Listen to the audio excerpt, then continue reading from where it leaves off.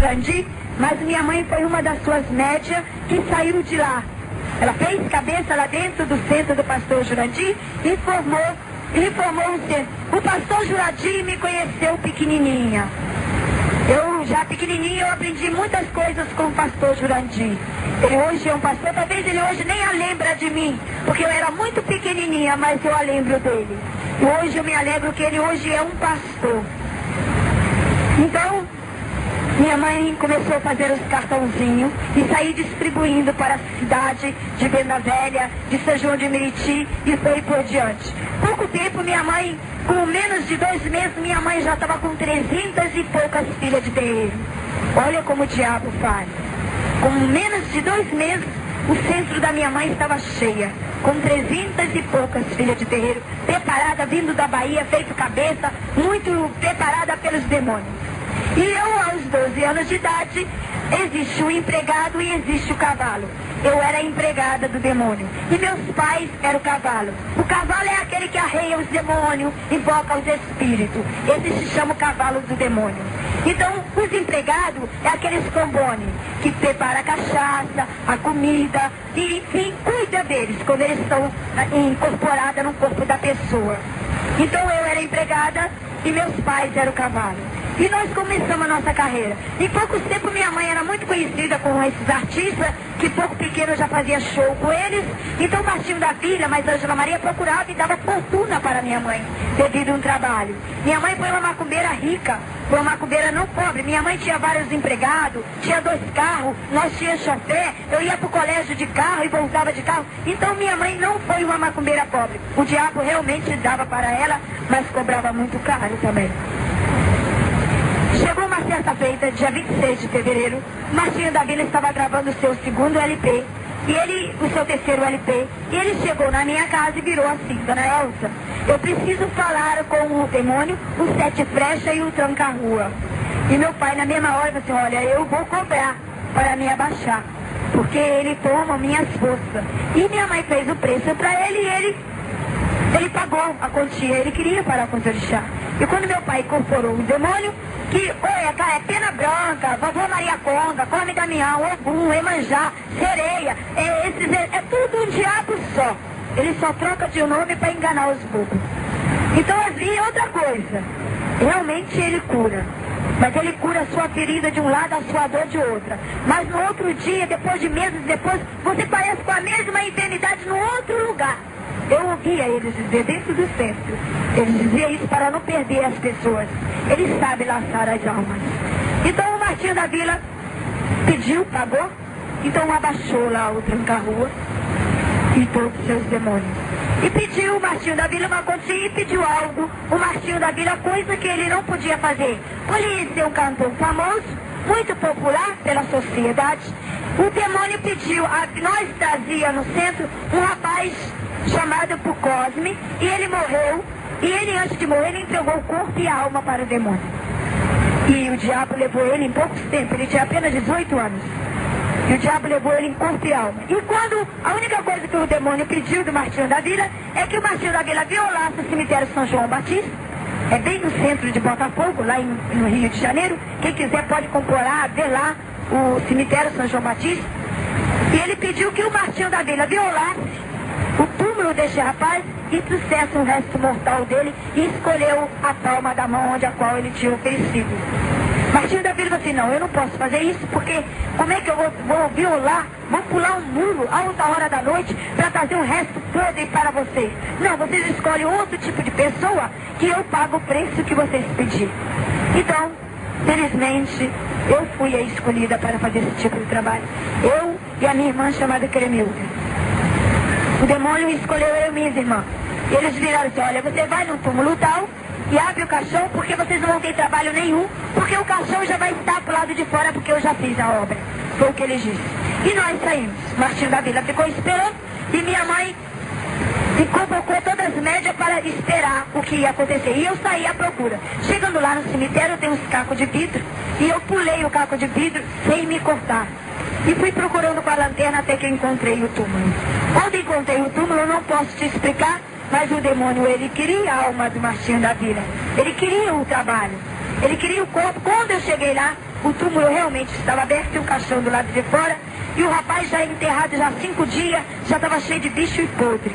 Eu tampei o nariz, peguei um pedaço de pano, e mal eu puxei a mão dele e caiu no papel e levei para casa. No meu pensamento, minha mãe ia fazer algum trabalho, mas o meu pai com aquele resto mortal. Chegando lá, que eu cheguei em casa, eles mandaram que eu estendesse uma toalha branca e botaram a cachaça, o charuto e as velas preto e vermelho. E lá, uma legião de demônios, corporada por vários nomes, e eles dividiram aqueles pedaços de carne podre e comeram. Eu vi a minha mãe comendo, eu vi o meu pai comendo, eu vi as médias comendo, eu achei apavorante. O Martinho da Vila testemunho, viu eles comendo e foi aceito o trabalho. Eu, no dia seguinte, eu senti assim um nojo da minha mãe, mas agora eu entendo que realmente era o demônio. Depois, pouco tempo, havia uma senhora que morava em frente à minha casa e ela achou apavorante aquilo que via pessoas, carros, doutores procurando a minha mãe, e ela, por ser crente, não tinha a capacidade de envolver com pessoas tão famosas igual a minha mãe envolvia. Um dia ela teve a coragem e ela, acabando da sua escola dominical, ela entrou dentro do portão da minha casa. A sessão da minha mãe começava no sábado, às 3 horas da tarde, e terminava no domingo pela manhã.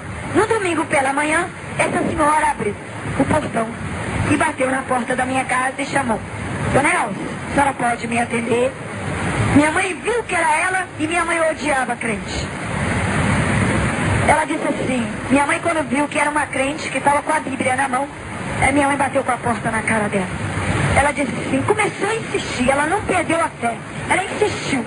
E ela disse assim, minha mãe abriu a porta com raiva e disse, olha aqui, mulher, você vai embora porque eu odeio crente, eu não gosto de Bíblia. Você vai embora que eu não tenho tempo para falar com Bíblia. Estou preparando café para os meus filhos e eu não tenho tempo para perder com Bíblia, não. Aí ele disse, Dona Elza, a senhora sabia que Jesus te ama? A senhora sabia que Jesus quer te salvar? A senhora sabia que Jesus veio para os perdidos? E foi falando de Jesus para minha mãe.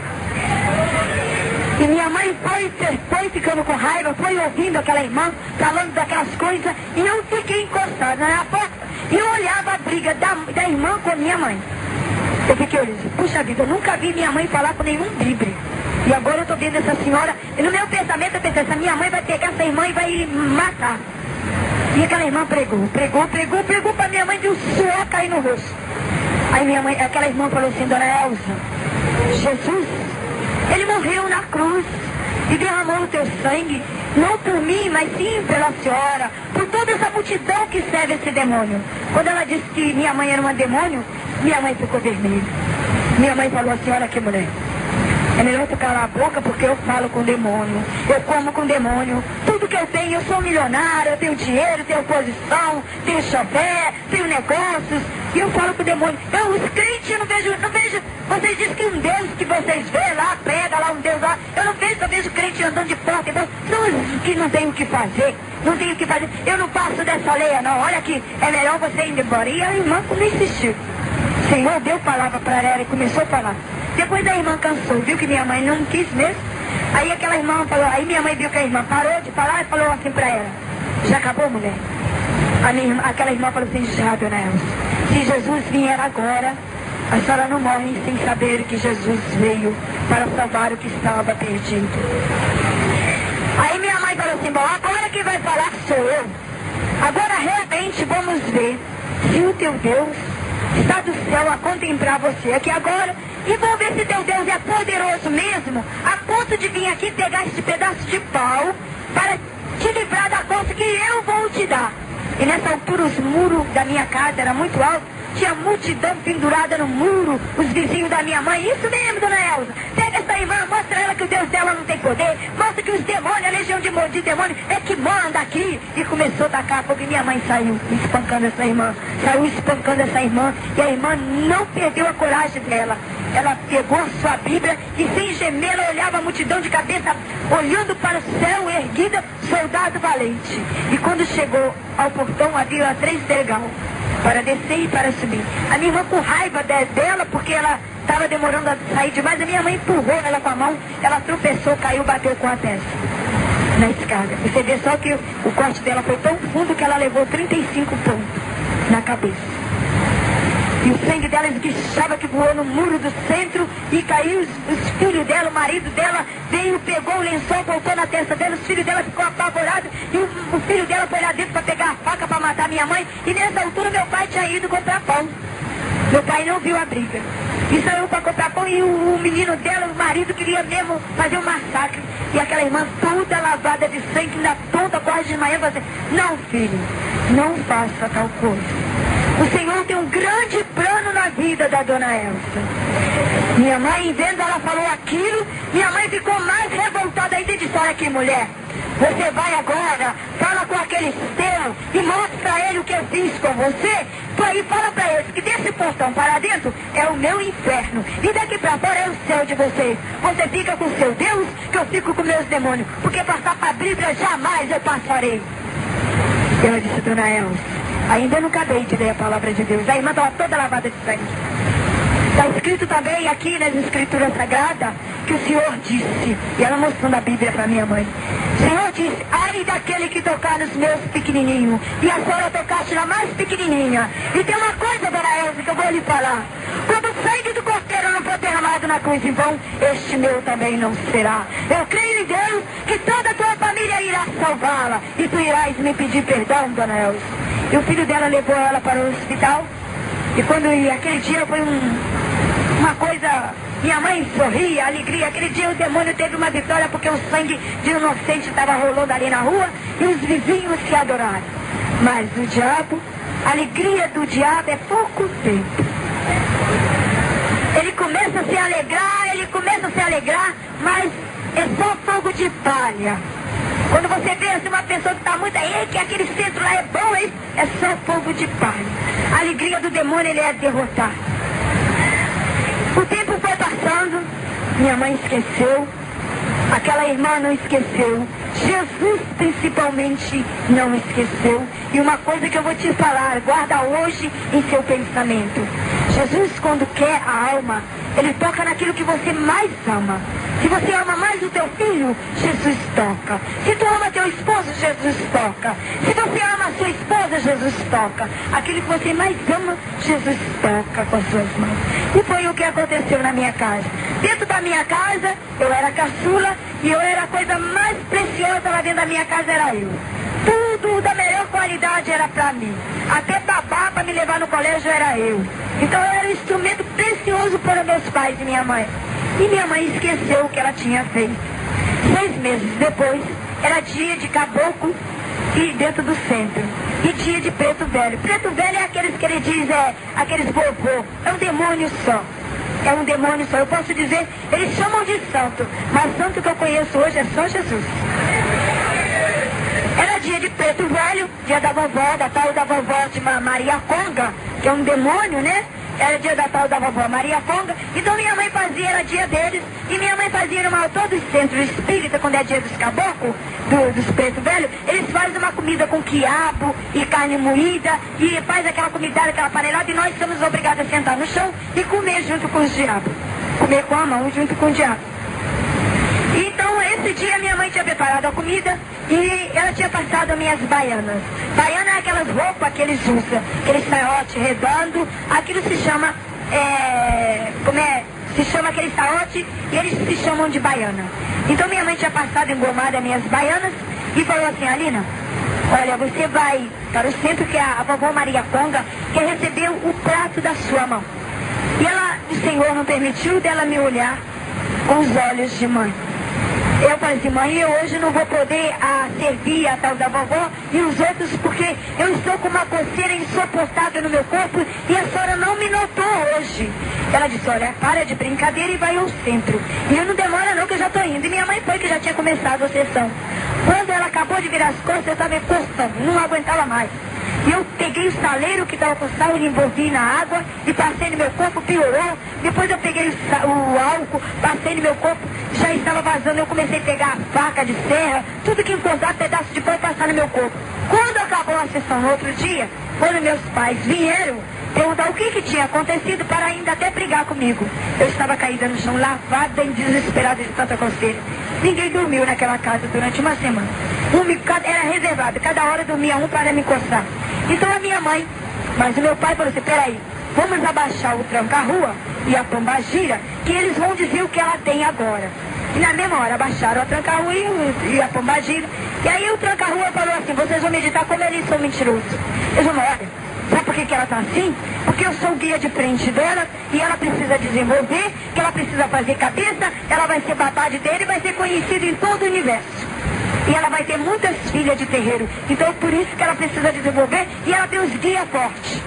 Aí minha mãe falou assim, a outra minha irmã falou, o que eu preciso fazer? Olha, dá 7 dias, dá 7 banhos de erva de mato e dá um chá para ela beber que ela vai ficar boa.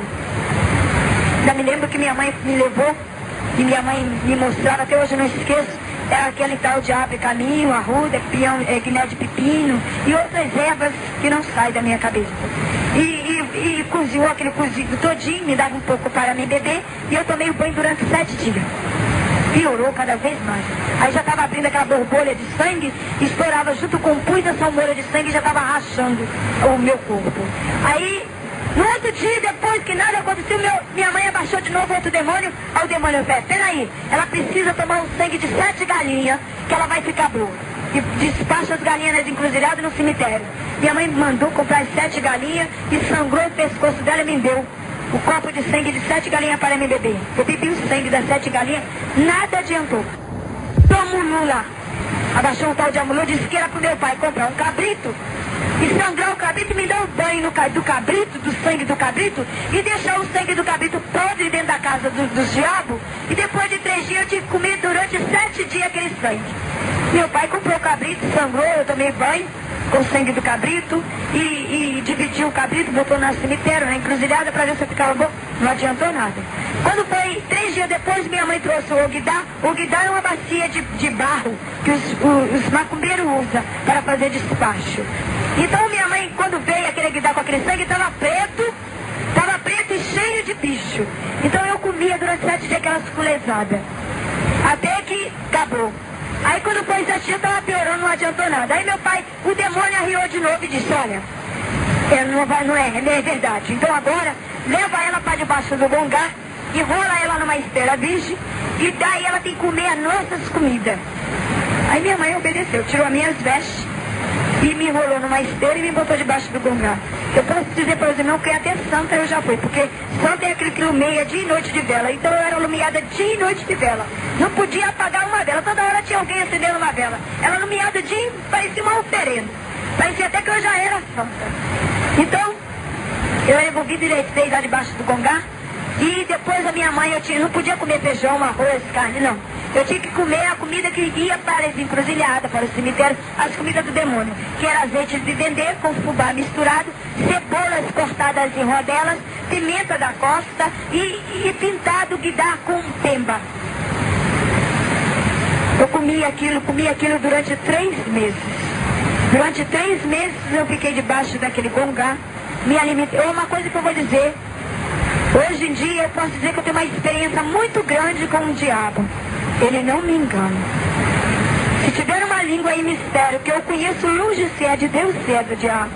Eu conheço a língua em mistério dos anjos, do demônio, e conheço a língua em mistério do meu Senhor Jesus. Então na hora que eu estava comendo ali com o diabo, na hora que eu botava minha mão com o guidá para comer, vocês veem só como o diabo se transforma. Eu botava minha mão para comer com o diabo, uma hora vinha uma mão cabeluda, uma hora vinha uma mão de doutor com anel de grau, uma hora vinha uma mão tom de donzela, uma coisa linda, uma hora vinha mãozinha de criança, uma hora vinha mãozinha de recém-nascido, e assim por diante, ele variava de mão. Então se vê que ele pode se formar por várias coisas. E tinha uma coisa, ele cantava umas músicas tão bonitas que eu já vi dentro da igreja do Senhor aquelas músicas cantar.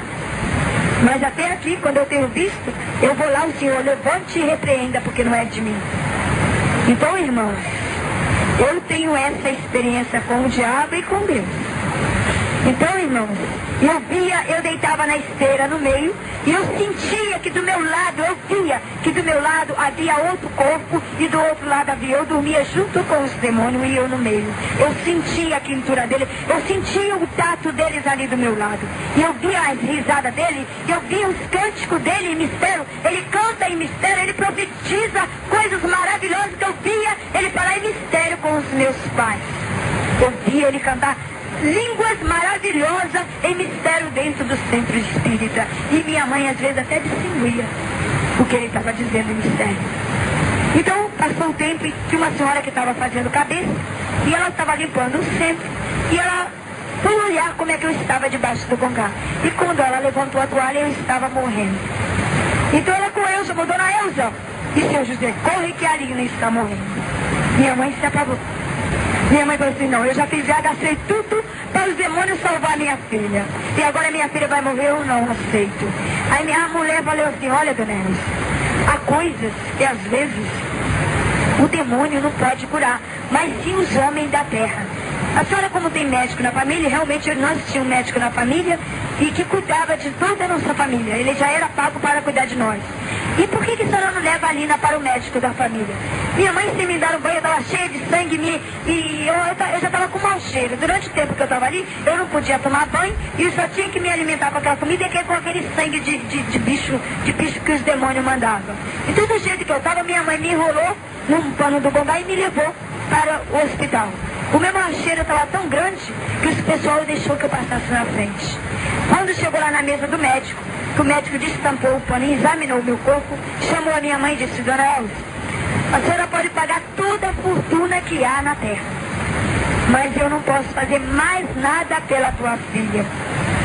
Ela disse, doutor, o senhor não pode dar salvação para a minha filha, o senhor não pode tirar a minha filha desse momento. Ela disse, não posso. Eu não posso te explicar, a doença da sua filha é incurável, não tem cura, somente Deus. Agora, se a senhora crê em Deus, se ela clama todo Deus que existe na face da terra, porque só Ele pode curar a sua filha. Minha mãe me engarrou, começou a chorar, e ela não sabia o que fazia. Ele disse, vou preparar a papeleta dela, o senhor leva a sua filha para casa, deixa que as irmãs dela despede dela, e quando ela sair de casa, deixa que ela despede, que é a última vez que ela irá sair com vida.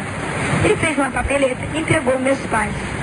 E chegando em casa, minha mãe fez uma reunião com as minhas irmãs e falou que eu seria a última vez que estava me vendo com vida. É a mesma coisa que você está no seu funeral, você viva, sabendo que você vai morrer, e o médico me deu 2 anos só de vida. Meu estado estava pior. E ele enviou para o hospital de Laranjeira, o repousário de Laranjeira, ainda tem esse hospital até hoje lá no Rio de Janeiro, muito isolado longe da cidade. Então nós chegamos lá, eu vi a minha irmã desesperada, meu pai desesperado, gritando pelo pânico que estava acontecendo dentro de casa, e meu pai foi obrigado a suspender a sessão durante o tempo que eu estivesse no hospital. Então, quando eu cheguei no hospital, havia um médico que estava me esperando. E esse médico falou assim, Dona Elza, daqui para dentro, a senhora não poderá entrar. Agora, quando chegar a hora, eu vou mandar buscar a sua filha, não sei o que vai acontecer, mas nós vamos fazer o que pode para dar o tempo de vida de 2 anos para a sua filha. E eu vi a minha mãe desesperada, chorando, ela não teve coragem de olhar para trás. Era a primeira vez que eu estava separando de mim, e eu perguntei assim, mamãe, a senhora vai vir me buscar no domingo? Ela disse, vou, filha, em breve eu venho te buscar. E ela me deixou na mão do médico, e quando eu cheguei, vocês pensam, na mesma hora que minha mãe acabara de sair, era 5 horas da tarde, na mesma hora que eu estava com a minha mãe, entrava uma ambulância. Uma ambulância, ela entrava com uma jovem, com o nome de Aline Lírio das Neves Nogueira. Só tinha um Nogueira. Aline Lírio das Neves Nogueira. E só tinha um Nogueira de diferença. Tinha a mesma idade, a mesma cor, o mesmo nome, o mesmo tamanho, a mesma doença.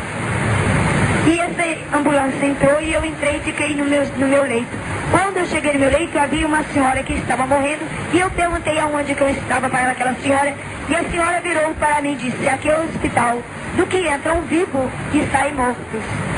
E eu me apavorei de ver aquelas coisas. Na mesma hora, poucos minutos, eu enganava o guarda e fugia.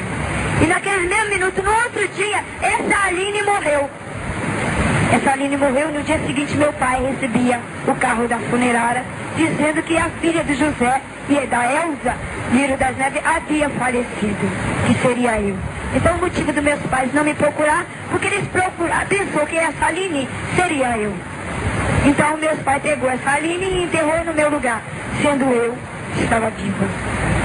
Então eu corri daquele hospital e quando foi às 6 horas da noite eu estava na cidade ali, em Copacabana. E eu, como toda criança que corre, anda o dia inteiro, eu deitei ali na calçada. E quando foi pela manhã, no dia seguinte, eu acordei com o barulho dos carros. Eu fui para a beira da praia, lavei meu rosto, e as moscas já estavam voando sobre o meu corpo, e comecei a brincar um pouquinho na areia da praia. Depois me deu fome. Começou a vir me dar fome porque eu não tinha tomado meu café como de costume. Então eu estava em lugar estranho, lugar diferente, não sabia voltar para casa, não sabia onde estava direito. Por eu morar no Rio de Janeiro, meus pais não me levavam no centro da cidade, era de casa para o colégio, do colégio ainda de carro. Eu não tive tempo para conhecer o que é o mundo, o que era a vida. Então, eu vi na minha cabeça, eu vi muitos apartamentos e falei assim, eu vou procurar trabalho. Mas eu esqueci que dos meus braços, das minhas pernas, descia são moras de sangue. Estava condenado, estava inchado, estava condenado pelos médicos. E eu esqueci que eu tinha uma doença condenada. E eu esqueci disso. E fui pedir emprego. Eram 7 horas da manhã, eu comecei a pedir emprego. As madames abriam a porta, perguntavam a minha idade, olhava para mim e batia com a porta na cara. E eu fiquei de 7 horas da manhã até meio-dia, sem tomar o café e sem achar o trabalho. Depois, eu peguei uma latinha de gordura de coco carioca e eu estava sendo meio frio e fui apelar pela comida. Eu comecei a pedir comida pelas madames e quando já era 1 hora eu já estava quase desmaiando de fome. Eu vi uma empregada que abriu a porta e eu dobrei o joelho diante dela e pedi a ela, pelo amor de Deus, que ela me desse qualquer comida que ela tinha encontrado na cozinha, mesmo que tivesse podre. Ela disse, olha, eu tenho uma comida aqui que eu vou jogar fora no lixeiro, mas já que você é mendigo, é necessitado, eu vou botar para você. E eu disse, e esperei lá no meio frio da rua. E quando a comida chegou para mim, já era comida que já tinha umas 3 semanas. Já estava cheia de bicho, tinha espinha de peixe, tripa de galinha misturado, água, pó de café. E eu separei o que era para mim e comi. Não vou dizer ainda não tenho vergonha de dizer isso. E eu comi. Depois eu fui para a feira livre, fui pegar um saco de sopa e fui encher o saco para que eu pudesse comer e não pedir mais. Depois eu comecei a comer, para acabar de me saciar a minha fome, eu comecei a comer as laranjas com casca, as folhas de alface, o tomate podre, o que encontrava. Depois eu fui jogando dentro do saco as cabeças de peixe e eu não tinha lugar para dormir. Um dia eu dormia em casa abandonada, um dia eu dormia em carro velho, e assim um dia eu dormia na calçada, um dia eu dormia na areia da praia. Tempo de frio, eu cavava um buraco na areia da praia e me esquentava pela areia da praia. Eu não tinha. Eu agradeço hoje a Deus o pouco que eu tenho. O mar me deu muito alimento. Muitas vezes havia morte de peixe. Eu não queria saber da onde via, de que morreu. Eu comia aqueles peixes achados que boiava, às vezes já morto. Eu comia aqueles peixes. As cabeças de peixe, você pega uma cabeça de peixe de 3 dias e deixa pro lado de fora para ver o que acontece. Enche de bicho. Pois eu já comi cabeça de peixe cheia de bicho lavada nas ondas do mar ali do Rio de Janeiro. Às vezes a onda levava as carnes cheias de bicho, só voltava para mim o osso. Eu não vergonho de dizer. Eu também não me envergonho que eu já fiquei nas portas assim dos lanchonetes. E às vezes eu via todo mundo de paletó e gravata. Para mim todo mundo era crente. E eu tenho uma cicatriz nessas minhas mãos que ela me condena até hoje. Essa mão minha, ela se rachou e deu bicho. Minha mão era inchada. E dentro do experimento as moscas botaram ovo e deu bicho, escorrer pelas minhas mãos. Bolinho, sanduíche para mim, era muito difícil eu conseguir. Às vezes eu esperava alguém largar um restinho de refrigerante no copo, eu virava na boca, um pedaço de coxinha de galinha jogava na lixeira, ia lá, apanhava, comia. As migalhas que caíam no chão eu comia para mim. Eu não me envergonho de dizer isso não, para que você veja quem é Jesus. Depois, havia um senhor, eu não esqueço até hoje. Esse senhor comprou uma coxinha de galinha. Por ele ver o meu estado, as minhas mãos, jogou a coxinha de galinha pro meio fio. E eu corri atrás, o carro passou, levava sempre a metade, ficava no pneu e o que sobrava eu comia. Não me vergonho que eu já fui espetáculo. Eu era rejeitada pelos próprios mendigos. Os mendigos não me aceitavam, a sociedade não me aceitava. E eu fiquei abandonada, longe de tudo e sem saber o porquê. Sem saber do motivo do meu sofrimento. Sem eu ter feito nada com ninguém. Mas eu estava ali na sarjeta, pagando um preço que eu não sabia de onde que era. Depois, os mendigos faziam amizade comigo assim. Eles me pegavam pelo braço e me jogavam diante do carro. Muitas vezes o espelho do carro batia no meu rosto e eu caía desmaiada e acordava no outro dia com a orelha cheia de sangue, botando sangue pela boca, porque eu sofri acidente. Então os mendigos me batiam de paulada para ver se eu morria. Muitos mendigos às vezes me levavam, me jogavam na areia da praia, me jogavam dentro do mar. Eu já sofri tudo isso. Depois, certo momento, eu estava sentado em Ipanema e estava pensando aonde estavam os meus familiares. Por eu ser tão amada pelos meus pais, por eu ser tão amada pelas minhas irmãs, por eu ser tão amada pelos meus familiares, e eu estava isolada daquele mundo que não conhecia. Apareceu 3 jovens perto de mim, e um ficou vigiando a polícia e 2 ficou sentado e eu no meio. Eles perguntaram o meu nome, e eu disse que meu nome era Alina. Ele disse assim: Alina, você quer trabalho? Eu disse que queria. Ele disse assim: olha, eu tenho um trabalho para você que vai te dar dinheiro e que irá te curar, e aonde você vai ganhar muito dinheiro para você voltar para casa. Eu disse: eu quero trabalhar. Ele disse assim: mas o nosso trabalho tem que fazer um teste. Eu disse: que teste? Ele disse: você conhece o que é isso? Ele estava envolvendo em sua mão um cigarro e perguntou se eu conhecia maconha. Eu disse que não. Ele disse: pois é, o nosso primeiro teste é esse. Como de costume na quadrilha, nós queremos que a pessoa fuma maconha. Mas no que é o teu caso, que vai ser muito especial para nós vamos querer que tu come a maconha. Fumar já é horrível, comer pior ainda. Eu disse: não vou comer a maconha. Ele disse: ah, você vai comer a maconha. Eles só davam o sinal. Eles me pegaram pelo braço, me levaram para a areia da praia e começou a me bater. Eles me batiam um bocado e me jogavam dentro da água do mar. E me batiam outro bocado e jogavam dentro do mar e disse: você come ou você morre? Eu disse: não, não quero. Então espanca ela de novo. Depois que ele estava cansado, que eu já estava inchada, que meu olho já estava roxo de tanto apanhar, minha boca já estava toda arrebentada de sangue, ele puxou o 38 e apontou na minha cabeça com o gatilho já apontado. Ele disse mais uma vez: agora ou você come a maconha ou você morre aqui. Porque para mim você não faz diferença. E para o mundo será um mendigo a menos. Eu disse: não, eu como a maconha.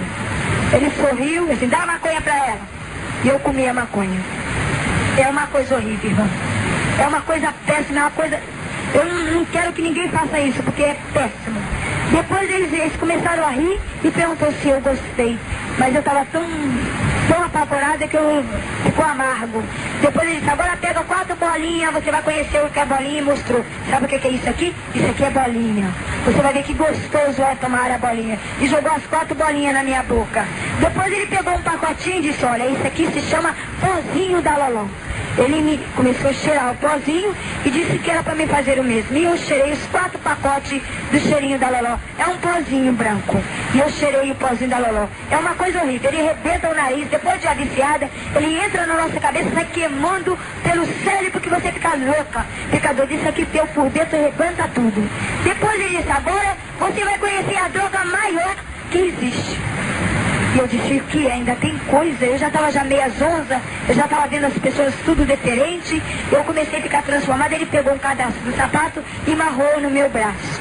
E pegou uma agulha e adaptou aonde eu conheci o que era o LSD.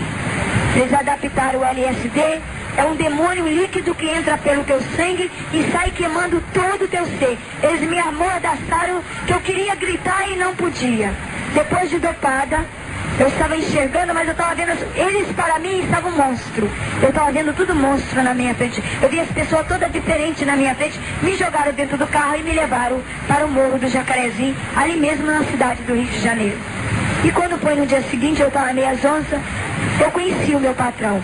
Se chamava Paulo Roberto Vulgo Navalinha, fugido da Ilha Grande, procurado pela polícia vivo ou morto, por vários estrupos, assaltos, assassinato. E ele tinha uns homens de 10, 20 homens trabalhando. E comigo era 21 homens. Eu já estava fazendo parte daquela quadrilha, ele deu prazo para mim e começou a me dar as drogas até que eu me avicei. Depois eles me deixaram uma semana sem a droga, e depois que a gente avicia das drogas, muitas vezes eu roubava a roupa do vizinho para vender maconha, para comprar maconha para mim. Muitas vezes eu roubava as coisas dos outros alheios para comprar o LSD para mim. Eu não tinha lugar para adaptar o LSD. Eu adaptava na cabeça, eu adaptava muitas vezes, os irmãos podem notar que essas veias minhas, ela é um pouco delatada. Ela era pior. Mas agora Deus fez essa transformação no meu pescoço, na minha voz. Pela lei dos médicos, eu nunca mais iria cantar, iria falar, porque quando eu falava, eu jogava sangue, foi devido à agulha de tanto adaptar e o LSD, a agulha ser rejeitada. Muitas vezes a agulha quebrava no meu pescoço e eu pedia o pivete para morder e puxar. Eu não tinha parte para tomar o LSD. A veia da minha cabeça era rejeitada, a agulha, a veia dos meus braços, das minhas pernas. Eu não tinha parte no meu corpo. Aonde havia a veia, onde a agulha aceitava, eu deixava ali o líquido maldito. Depois, para me obter a droga sem eu pagar nada, eu teria que ir visitar todos os morros da favela. Aqueles morros do Jacarezinho, Morro de Mangueira, Morro do Chapéu do Couro, Morro da Formiga, Morro do Borel. Aqueles morros ali do Rio de Janeiro, eu conheço eles com a palma da minha mão. Porque eu já fui ali, já levei droga. Depois a Ana Maria também pediu para mim que ia me dar os instrumentos e as armas dele. Eu com 12 anos de idade, eu já andava com um 38 carregado de bala na minha cintura e com um canivete. Ali, e o Navarinha, ao bandido, na lei de bandido, a aula. Ele me deu uma aula. Na lei de marginal, ou você mata ou você morre. Então ele dizia, olha, se vier alguém tomar a maconha, a droga de você, você atira para matar. E eu atirava, irmãos.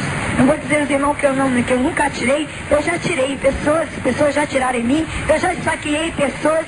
E não tinha medo não. E uma coisa que eu vou te dizer, andar com arma de fogo é um verdadeiro demônio. Porque você aponta a primeira bala, dá vontade de você derrubar a bala todinha que está no tambor. Era assim. Eu gostava, todo mundo que eu via, eu atirava. Eu provocava briga só para me atirar. E eu só vivia cheia de bala. Eu não tinha medo da polícia, porque a polícia não me revistava, porque eu já era podre em vida. Eu tenho marca no meu corpo, cicatriz, que hoje eu agradeço a meu Deus. Depois, o Navarinha falou assim, olha, Lina, você tem que ir a São Paulo, você tem que se virar, pegar uma carona de carro e ir a São Paulo. E eu pegava carona de carro escondido e ia a São Paulo, fazia tráfico de droga lá, trazia outras drogas de lá, e entregava e nunca, às vezes a polícia me pegava, às vezes eu provocava briga e ia presa para me dar maconha lá dentro do presídio. E muitas vezes eu não ficava, eu já fui presa, eu já dei 8 entradas dentro de delegacia. É muita, já dei 8 entradas de delegacia, fechado ali na delegacia. Às vezes os guardas pegavam meu 38 cheio de bala, eu dizia que encontrava pro meio da rua, e eles tinham tanto nojo, o delegado me botava pra fora, não demorava muito tempo não. O delegado não demorava comigo muito dentro da cadeia não, porque à distância ele não podia comer um sanduíche devido ao mau cheiro. E eu tinha às vezes que sair pra fora. Muitas vezes dormir dentro de delegacia não é bom. Muitas vezes eu estava dormindo no chão pior do que esse aqui. Eu tinha que beber a água, que às vezes eu dava descarga dos detritos. Eu tinha que beber aquela água que caía do vaso para beber. Muitas vezes eu estava dormindo no chão, sem coberta, sem travesseiro. E vinha o guarda dizendo, hora de lavar o presídio. E jogava aquela água gelada em cima do meu corpo. Deus me poupou dessas enfermidades de tuberculose, de pneumonia. Eu não tive nada disso durante a minha sarjeta. Muitas vezes eu não gosto de ir ao Rio de Janeiro porque, inclusive quando eu chego na rodoviária, ela me deixa marca. Muitas vezes tempo chuvoso no Rio de Janeiro de friagem, eu vi os outros mendigos, pivetes dormindo dentro da rodoviária, e às vezes o guarda procurava onde que eu estava e me jogava para fora, e muitas vezes eu encolhida para lá de fora, a chuva caindo no meu corpo, e eu chorando querendo entrar, e não podia. Eu era pior do que aqueles que estavam lá dentro. E eu pedia, pelo amor de Deus, que era para eles me engasalhar pelo frio. Mas hoje eu amo esse Deus que me transformou. Eu não sei como agradecer a Deus. Hoje eu tenho a alegria de Deus no meu coração, porque eu renasci outra vez para Ele. Depois de tanto sofrer, meu esposo, pouco tempo, ele dizia para mim, ali naquelas assadeira que assa na padaria as galinhas. Ele dizia para mim, aquilo é televisão de cachorro. Eu disse, não, filho, aquilo é televisão também de mendigo, porque muitas vezes eu olhava a galinha lá e eu não podia comer. É duro você ter sua comida. Muitas vezes eu lembrava da comida do resto que eu havia deixado na minha casa, o pão, o carinho dos meus pais. Eu lembrava disso tudinho. Quando a gente está sozinha, isolada pelo mundo, é que nós vamos meditar a falta que faz o ente querido nosso. Eu não vou dizer para os irmãos, eu não tinha amigo. Teve uma certa feita que eu cheguei para o Navalinha e pedi a ele que comprasse um prato de comida para mim. Ele disse que o mandato dele comigo era só droga. Eu tenho uma cicatriz neste braço, que quando eu fui a São Conrado, a Barra da Tijuca, ali no Rio de Janeiro, uma das cidades, uma do bairro mais rico do Rio, onde tem as melhores churrascarias, onde só vai doutores, pessoas granfinas. E eu estava olhando aos 12 anos de idade, eu já andava com um pedaço de pau apoiando o meu corpo, porque a enfermidade que eu tinha estava encolhendo o meu corpo. E as moscas não tinham lugar mais para pousar. Então eu pedi, eu olhava aquela comida e veio o garçom e falou para mim, o que é que você está fazendo?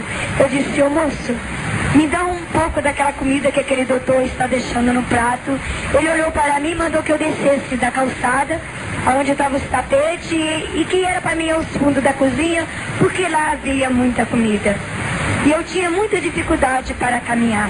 Eu não podia caminhar demais. E depois ele falou assim, vai lá nos fundos. E eu fui. Quando eu cheguei lá nos fundos, havia uma multidão de pessoas. Pessoas que jamais eu poderia contemplar. E eu dei a lata para que eles botassem comida e ele, um dos donos da churrascaria, virou para mim e disse, olha menina, nós não damos nada a ninguém de graça. Você, para obter essa bandeja de comida, você vai ter que fazer vários espetáculos para nós. E eu perguntei a ele o que era o espetáculo. Ele disse, você vai ter que imitar um bocado de bichos. Aí eu imitei tudo que ele... Se o mendigo tem sangue, eu quero ver. O mendigo sofre tanto e não morre. E eu quero ver se ele tem sangue. Eu tinha um ferimento no braço e eu tentei esconder. E ele olhou, me procurou e tirou o pedaço de pau que estava no meu apoiado e eu caí no chão. E ele disse para mim, aqui tenho uma cicatriz, deixa eu ver se eu posso ver se pode sair sangue. E ele pegou o pedaço de pau e rasgou a minha carne forçadamente, aonde eu trago essa marca no meu braço. É este braço aqui, irmão. Quando eu olho para essa cicatriz, eu me lembro que ela me custou muito caro um preço de uma bandeja de uma comida. Depois, eu olhando que eu não tive força para gritar, a dor foi muito forte e o sangue esguichou a longe. Eu vi a gordura do meu braço caindo no chão, o osso meu me aparecendo e eu perdi a vontade de comer.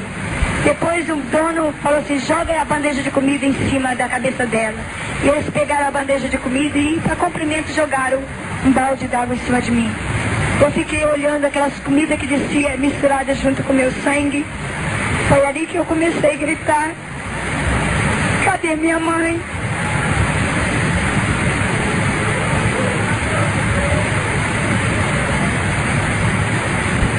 Foi ali que eu senti a falta, a dor dos meus pais, que naquele momento eles não estavam ali para amarrar os meus braços.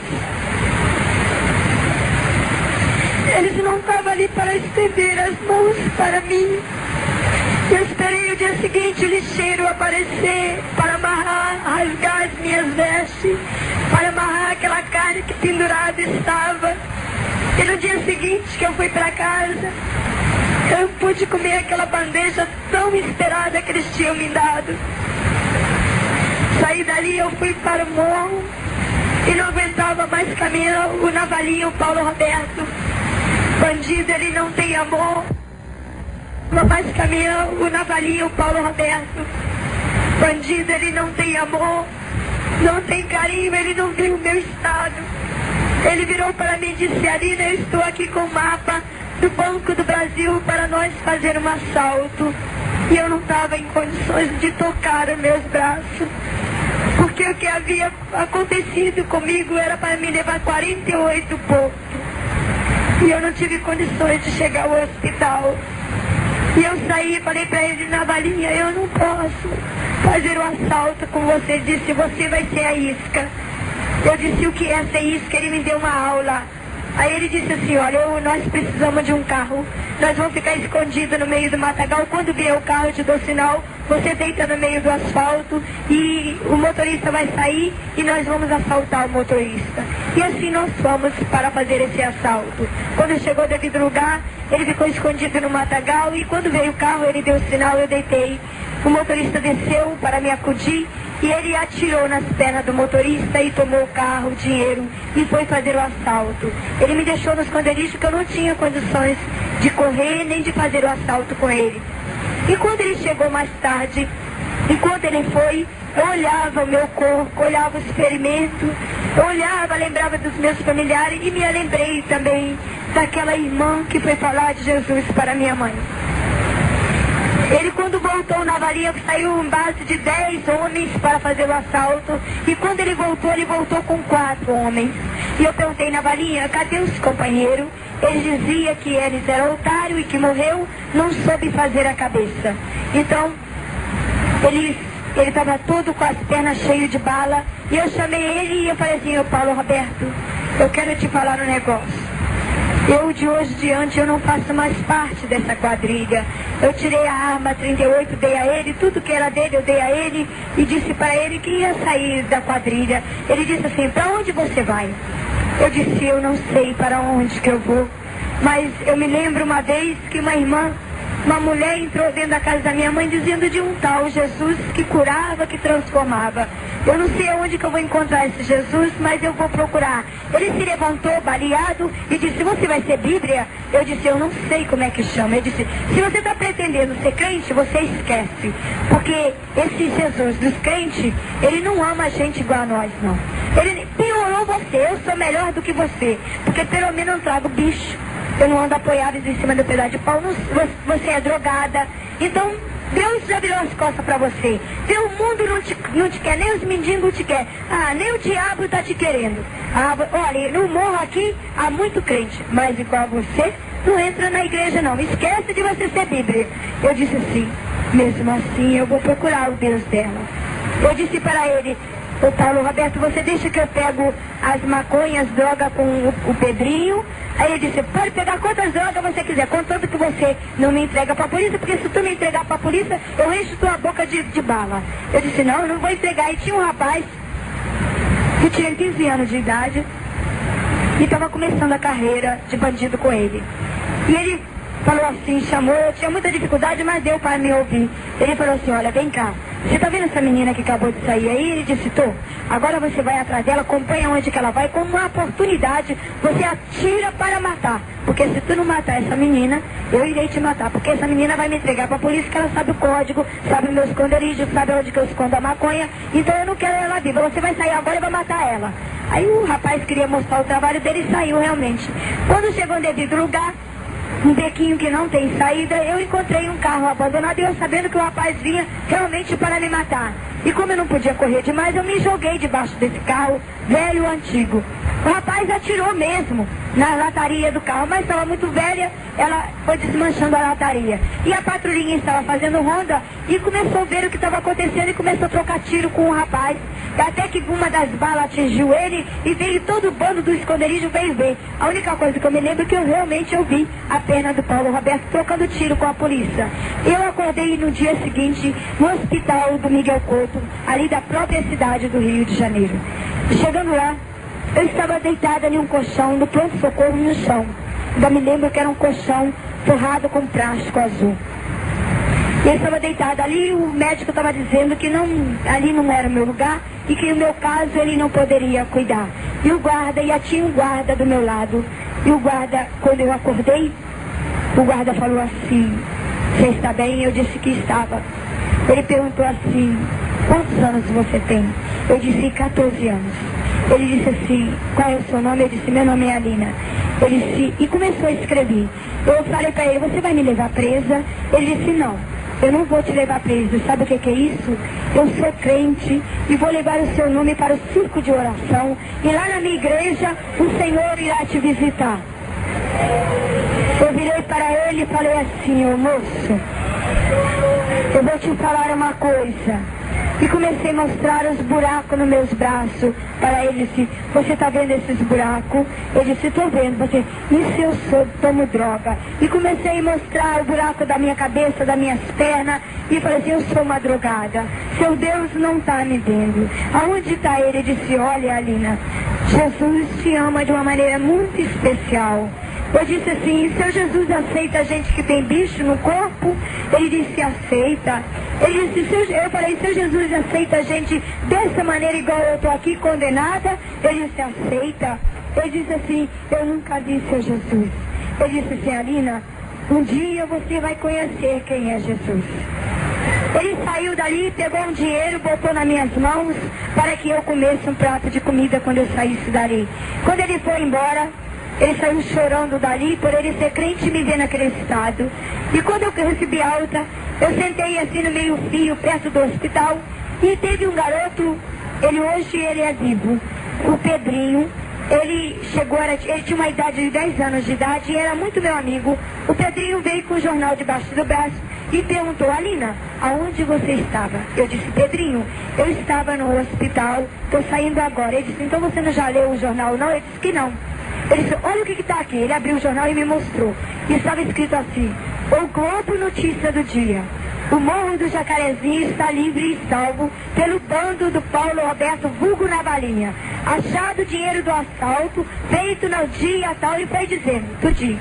E toda a sua quadrilha estão mortos. O Morro do Nabalinha, o Morro do Jacarezinho estão salvos. Aí eu pude contemplar que Deus me tirou antes dessa hora. Aí eu pedi, olhei e eu falei assim: Pedrinho, será que a polícia sabe que eu sou da quadrilha? Aí os meninos: não, a quadrilha não sabe nem que você existe. A polícia não está nem sabendo. Eu disse assim: e você tem maconha aí? Ele disse que tinha. Eu comecei a fumar uns 4 cigarros de maconha, tomei umas 5 bolinhas, cheirei uns 4 pacotes de cheirinho e me droguei. Me droguei todinho. Ele falou assim: agora você vai lá na farmácia e compra uma seringa e traz para mim que eu vou tomar 2 doses de LSD. Mas quando eu adaptava na cabeça, a agulha rejeitava. Eu adaptava nas pernas, rejeitava. Até que eu procurei na ponta do dedo do pé, entre a junta do pé, e adaptei ali. Foi aceito, eu adaptei o LSD. Aí depois eles me deixaram sozinha. Tinha hora que eu parecia que eu estava viajando. Quando eu estava drogada, parecia que eu estava viajando. E eu comecei a falar comigo naquele momento, ali mesmo. O diabo falava para mim: bem, agora todos os seus colegas estão mortos. A polícia está te procurando. Eu, se fosse você, acabava com a sua vida.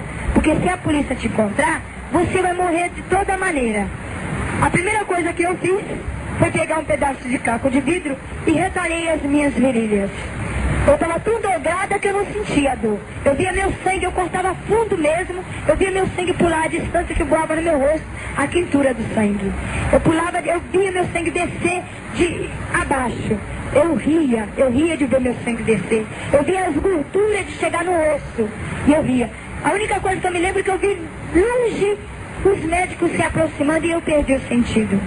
Eu fiquei em estado de coma durante 8 meses. No CTI, entre a vida e a morte.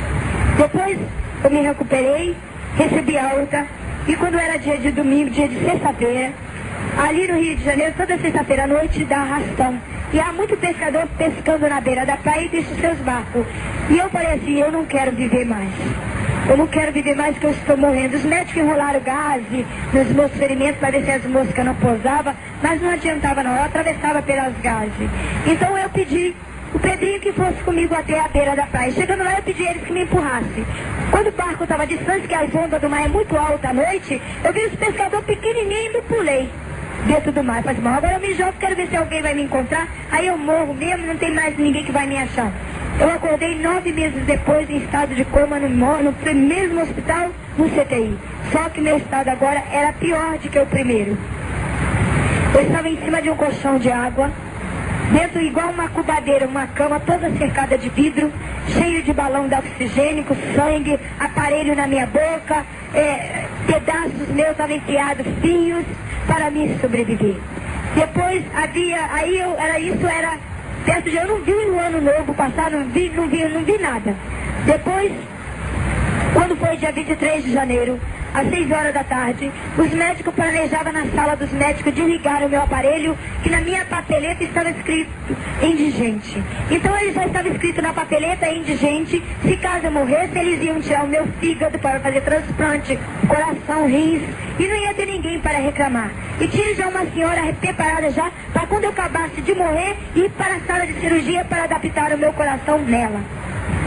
E nessa data, quando os médicos já tinham rabiscado que ia tirar de mim os órgãos, que ia ser separado do meu corpo, o Senhor me deu o maior presente da minha vida. Eu acordava, eu tinha um aparelho nos braços, com uma luzinha que acendia. Se caso eu morresse, se caso eu vivesse, aquela luzinha acendia. Então, quando foi dia 23 de janeiro, às 6 horas da tarde, os médicos estavam vendo para desligar, eu abri a minha cesta. Eles correram pensando que eu tinha morrido, e quando eles acordaram, quando eles abriram o vidro, eu estava de olho acordado, olhando aonde que eu estava, o que teria acontecido comigo. E eles perguntaram para assim, olha, ô menina, não sei, nós não sabemos o seu nome, e eu quero saber como é o seu nome, e nós iremos tirar. Eu estava com um aparelho que estava preto, um aparelhinho que bota na boca, aquele aparelhinho quando a pessoa dá derrame cerebral, que bota na boca e que vai até o estômago. Eu estava com aquele aparelhinho dentro da minha boca. Então eles tiraram aquele aparelho, e é quando eles mandaram perguntar 4 perguntas. E eu, por sinal, eu perguntei se eu também podia fazer pergunta, eles disseram que sim. Aí ele perguntou, qual é o seu nome? Eu disse que meu nome era Alina Lírio das Neves. Ele perguntou para mim, quantos anos você tem? Eu disse que não sabia a data do mês e nem sabia o que estava acontecendo comigo. Ele disse, olha, a data do mês é dia 23 de janeiro, hoje é 6 horas da tarde, você não viu nem o ano novo. Eu disse, agora neste momento eu completo 15 anos de idade. Ele disse assim, meus parabéns. Aí teve um dos médicos que chorou, porque nesse mesmo dia a filha dele completava 15 anos e estava dando uma grande festa. Ele disse assim, olha Alina, é duro eu te dizer isso, mas você recebeu um presente melhor do que a minha filha. Olha devagarzinho, vi aquela moça lá, ela ia receber o seu coração, não ia adaptar o seu coração nela. Agora você não é mais indigente. Aí eles tiraram o aparelho e eu não podia, eu estava condenada por eles de nunca mais falar, devido às minhas veias, quando eu falava eu jogava sangue à distância. As veias estouraram dentro do meu estômago, então cada palavra que eu falava vazava no meu estômago e eu vomitava, devido ao LSD. Então, eles me levaram e eu fui recuperando. Quando eu me recuperei, ele disse, olha, você não fala. Eu recebi alta, o único mandato deles foi que eu não falasse nunca mais, que eu iria ficar muda e nunca mais eu iria falar. E eu saí, quando eu recebi alta, era dia 26 de setembro, às 4 horas da tarde, num domingo, estava dando um maior culto na Praça do Jockey, ali do Rio de Janeiro. Então eu vi uma das jovens cantando, eu peguei como mendigo, tem sempre o saco, eu peguei aquele saco. E eu vi uma das jovens cantando, oh, como cego andei e perdido vaguei, longe, longe do meu Salvador. E eu vi essa jovem cantando, depois uma senhora ganhou a oportunidade, e eu fui andando até onde que ia.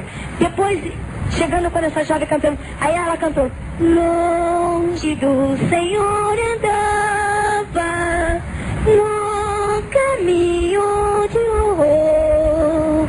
Eu fui meditando nessas palavras desses 2 hinos, e tinha muita multidão, que era aniversário da igreja, e tinha um carro, cantores, e tinha pastores de vários, cantores de vários lugares. E eu sentei longe ouvindo o pastor dizendo que Jesus estava ali naquela tarde para salvar, para transformação, que naquela tarde era tarde de salvação. Depois ele cantou, o coral estava cantando lá na praça, ele pediu um grupo de jovens para convidar para distribuir os folhetos. E eu fiquei sentado olhando aquela pregação longe de todos, porque se eu me aproximasse eu sabia que eles iam sair de perto de mim. E uma das jovens, mais tarde, depois das 5 horas da tarde, uma das jovens apareceu com um folheto nas mãos. E quando ela me aproximou, eu queria levantar, mas eu não conseguia. E ela se aproximou, botou um lenço no seu nariz e se afastou de mim. ia passando um jovem, na hora ela entregou o folheto, e o jovem não se interessou, amassou e jogou fora.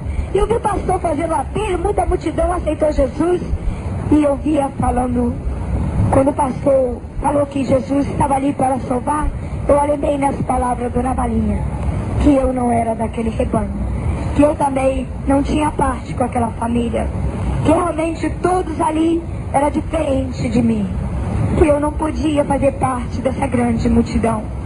Eu me examinei e falei assim, quem sou eu para fazer parte dessa multidão? Eu vi o culto acabar, depois que o culto acabou, todo mundo foi embora, muitas almas se rendeu aos pés do Senhor, e com muita dificuldade eu fui pegar aquele folheto que havia caído no chão. E foi a coisa mais maravilhosa, foi a minha conversão, foi nesse folheto.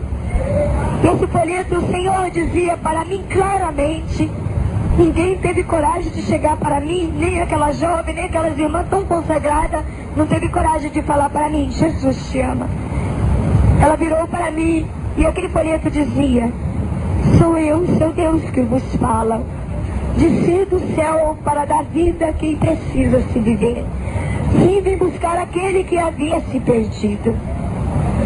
Eu peguei aquele folheto e estava o endereço da igreja, o local, e eu fui para a minha casa. Minha casa era um carro abandonado, onde não tinha vidros, matagal estava cruzando, e eu tinha 4 amigos que não me condenavam, não dizia que eu era mal cheirosa, 4 cães. E quando eu cheguei ao carro, eu falei assim para eles, olha, eu ganhei um presente hoje, mas eles brincavam comigo e não me condenavam do meu mau cheiro. E eu não tinha uma roupa para colocar, eu não tinha uma colônia para botar. Eu vi o pastor dizer, bicho, cheio de mau cheiro. E quando eu cheguei na igreja, né, até hoje ela é uma igreja muito bonita. E quando eu me aproximei da igreja, e o porteiro veio me receber. O porteiro falou assim, o que é que tu queres? Eu disse, olha, esse folheto é daqui? Ele disse, é. Ele disse assim, eu falei assim, olha, eu achei esse folheto, eu quero entrar aí dentro que eu quero ver seu Jesus. Ele disse para mim, olha, eu não posso botar você ali dentro porque meu Jesus, ele não é lixo, não é lixeiro. E se você primeiro vai para sua casa, toma um banho, amanhã você volta. Mas você quer um dinheiro, eu tirou um dinheiro e botou nas minhas mãos. Eu disse, moço, eu não quero dinheiro, eu quero ver seu Jesus, eu quero ver ele lá dentro. Eu vi o pastor dizendo que Jesus curava e mostrei os buracos do aliança e deu assim, moço, eu quero me encontrar com o seu Jesus. Ele disse, não, vai embora que aqui não é o seu lugar que tu tá cheirando mal. E me empurrou da escada abaixo e eu vi o culto acabar do outro lado. Eu vi que realmente eu não tinha parte mesmo com Deus. Eu fiquei falando, meu Deus, cadê o Deus deles? Eles pegavam tanto de amor ali naquela praça. Para mim, eles queriam almas perfeitas, almas que não tinham ferimento. Para eles eu não era uma alma tão preciosa. Eu não pedi a esperança, eu fui na segunda-feira, eu voltei à igreja. Quando foi na terça-feira eu voltei, na quinta eu voltei. De quinta para sexta, eu não pude mais voltar. O bicho tomou na minha vista. Eu fiquei cega das 2 vistas, entrei em pânico dentro do carro. Eu trago uma cicatriz no meu joelho, esse joelho meu, ele se estendeu para fora e meus ossos paralisou, eu tive condições mais de andar. E eu fiquei apavorada, desesperada, lutando aí, dizendo que estava chegando a minha hora e que eu não podia mais. Para mim, o Deus dos crentes seria uma pessoa real e eu queria ver. E naquele momento eu achava que não ia ver mais. E quando o Pedrinho sentiu a minha falta, que eu não fui mais à feira, e foi às 5 horas da tarde, foi lá no carro, eu estava do lado de fora do carro em pânico, botando a mão nas minhas vistas, e eu, quando senti que era ele que vinha, eu falei assim, Pedrinho, eu estou morrendo, eu não vou mais precisar de droga. Ele disse assim, Alina, o que está acontecendo contigo? Eu disse, eu estou cega, eu estou morrendo, eu estou em pânico, me ajuda, por favor. E eu falei para ele, eu queria ver o Deus dos crentes, e eu não vou poder mais ver Pedrinho. Aí ele disse assim, Alina, você tá cega? Ele disse que tava. Eu disse, Pedrinho, você tá com seu carrinho de rolimã? Ele disse que tava. Eu disse, Pedrinho, pega esse papel que tá na minha mão, me leva até essa igreja, pelo amor de Deus. E eu falei para ele assim, se caso o pastor não me receber na igreja, você me bota na linha do trem para que o trem passe em cima de mim, eu não quero morrer aqui sozinho. E o Pedrinho realmente cumpriu e me levou para a porta da igreja. E quando nós chegamos na porta da igreja, o porteiro desceu e fechou o portão e disse que ali hoje não era dia de doutrina, não era dia de salvação, e só entrava aí só os membros que era dia de doutrina. E que eu fosse embora, que senão ele iria chamar a polícia para mim, que ali não era o meu lugar. Aí o Pedrinho virou assim, Alina, ninguém te quer. Eu disse, eu sei disso. Mas eu queria ver o Deus dos crentes, Pedrinho. E ele não é o pastor, eu quero ver o pastor. E quando acabou o culto, todo mundo saiu contando das bênçãos, dos estudos. E eu estava esperando o que ia acontecer ali comigo. E depois eu pude ouvir o pastor saindo e dizendo, e eu escutei o nome do porteiro, e o pastor dizia assim, Domingo, hoje o culto foi maravilhoso, Deus está abençoando a igreja. E ele disse assim, pastor, nós estamos com um grande problema. Isso foi o porteiro que disse para o pastor. E o pastor, sem saber o que estava acontecendo, disse para ele, Domingo, e qual é o problema deste mundo que o senhor não tem capacidade para resolver? Ele disse assim, pastor, mas esse o Senhor não pode mais resolver. Ele disse, não existe problema maior no mundo que o Senhor não possa resolver. E ele disse assim, ele virou e disse assim, Domingo, você tem que dar uma olhadinha aí na redor da igreja, que eu acho que tem um bicho morto aí, que o mau cheiro está muito forte aqui, que eu não estou aguentando. Aí o Domingo disse para ele, pois é, pastor, não é nenhum bicho morto. O problema que nós temos é uma menina que está nesse estado, está aí na porta da igreja há dia que ela está nos perturbando. E o pastor calou a boca e disse, Domingo, voltando a repetir o que você disse que eu não ouvi direito. Disse, pastor, isso é uma menina que está na porta da igreja e está nesse estado. Ele disse, então o Senhor realmente está aqui conosco, Domingo? Eu disse, pastor, não diz uma coisa dessa. Eu não vou deixar o senhor abrir aquele portão. Eu não vou deixar o senhor tocar naquela menina. Se o senhor botar essa menina aqui dentro, eu vou tirar os membros todinho da igreja, porque essa menina já está podre e não tem mais solução para ela. E essa menina é um buraco da veia dela, é um buraco, pastor, cheio de droga. Se vê que a menina faz parte de quadrilhas, todo mundo que está rodeado dela é marginal, pastor. E ele disse, Domingo, me dê a chave do portão que eu vou receber essa menina. Eu disse, não, o senhor não vai receber não. Eu não vou deixar o senhor abrir esse portão não. A chave está comigo e eu não vou deixar o senhor se aproximar, porque o senhor é meu pastor e eu tenho que zelar pelo meu pastor. Ele disse, Domingo, me deu o portão, me deu a chave. Eu disse, não, pastor. Ele pediu o presbítero Joel que tomasse a chave dele e tomou. Ele disse assim, pastor, o presbítero Joel, pastor, eu abro ou o senhor abre? Ele disse, não, Joel, eu vou ao encontro dessa menina, eu mesma. Ele abriu o portão e quando ele se aproximou-se perto de mim, eu perguntei quem era, ele disse, sou eu, teu pastor. Ele disse assim, pastor, eu cheguei tarde demais. Eu queria ver o seu Deus, mas eu tô cega. Ele disse assim, ele foi tirando os papéis, os panos que estavam enrolados nos meus ferimentos e começou a falar com Deus, e ele começou a falar em mistério com Deus. Ele falou assim, pastor, eu estou cheirando mal, meu corpo está cheio de bicho, será que seu Deus tem um lugarzinho para mim também? Ele disse, se tu contemplasse a glória de Deus.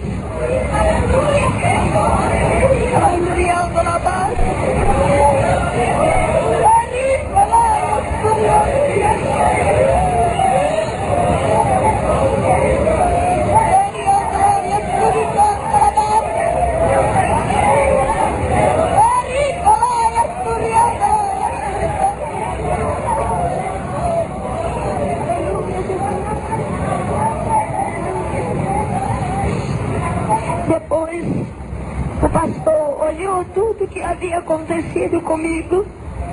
Ele fez o apelo, eu aceitei Jesus e eu falei para ele: eu não estou vendo, seu Deus, porque eu estou cega, né, pastor? Ele disse: Deus já está te tocando neste momento. Ele me pegou pelo colo, ele disse assim: eu não vou segurar nas tuas mãos, eu não vou te saudar te dando as minhas mãos. Ele disse: eu sei, pastor. Ele disse: eu quero te dar um grande abraço e receber como minha filha. Aleluia, glória a Deus. Ele me abraçou, que fazia tempo que eu não recebi um abraço, e me recebeu como sua filha. A mulher dele era estéril, não tinha filho, e ele me levou para sua casa. A esposa dele era dirigente do circo de oração e fazia meses que ela não ia mais à igreja, ela tinha se desviado. E quando ele me chegou, ele reuniu todo o ministério que não fosse para casa, que fosse diretamente para a casa dele, e ele telefonou logo para São Paulo, contando que Deus estava acontecendo ali na igreja, que era para o povo vir ver o que estava acontecendo, um grande milagre ali na igreja dele. E pouco tempo, não demorou 3 dias, já estavam todos os missionários vindo de São Paulo, vindo de outros lugares para ajudar ele naquela missão. A esposa dele começou a brigar com ele por me levar para a casa dele, por o meu estado, por a casa dela ser um palacete, e ele disse para ela: mulher, essa menina aí, hoje ela não é mais o que era antigamente. Eu recebo ela como minha filha e tu irá receber ela também.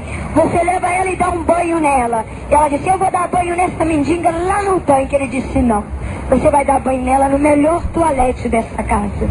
Eu não tinha condições de ficar em pé sozinha. Os presbíteros botaram um banquinho lá no banheiro e me levaram para me sentar, e eles ficaram me segurando, que eu não tinha firmeza, e até que ela começou a me dar um banho. Ela me deu um banho de muitas horas, porque ela via os bichos saindo do meu corpo, e o pastor disse: eu vou deixar você 1 minuto com ela, para que você contemple cada bicho que sai do experimento dela. E ela começou a ver cada bicho que saía do meu corpo, tirado por ela mesma, e ela começou a falar com Deus. Ali mesmo no banheiro ela foi transformada e voltou de novo para o Senhor. Depois eu saí dali, já com um banho tomado. Eu não poderia botar roupa porque eu estava muito com um ferimento muito forte. Eu tinha que apenas me envolver em um pano, que eu não tinha condições de botar uma roupa. Então aquele pastor cuidou até que os missionários, o Senhor usou um irmão poderosamente lá e falou o Senhor, dizendo que era para o pastor entrar 15 dias em jejum e consagração e me trancar dentro de um quarto durante o período dos 15 dias, porque grande seria a obra e que grande seria o mistério que o Senhor ia ter comigo. Aleluia. Assim este pastor fez. Tinha um quarto lá no fundo.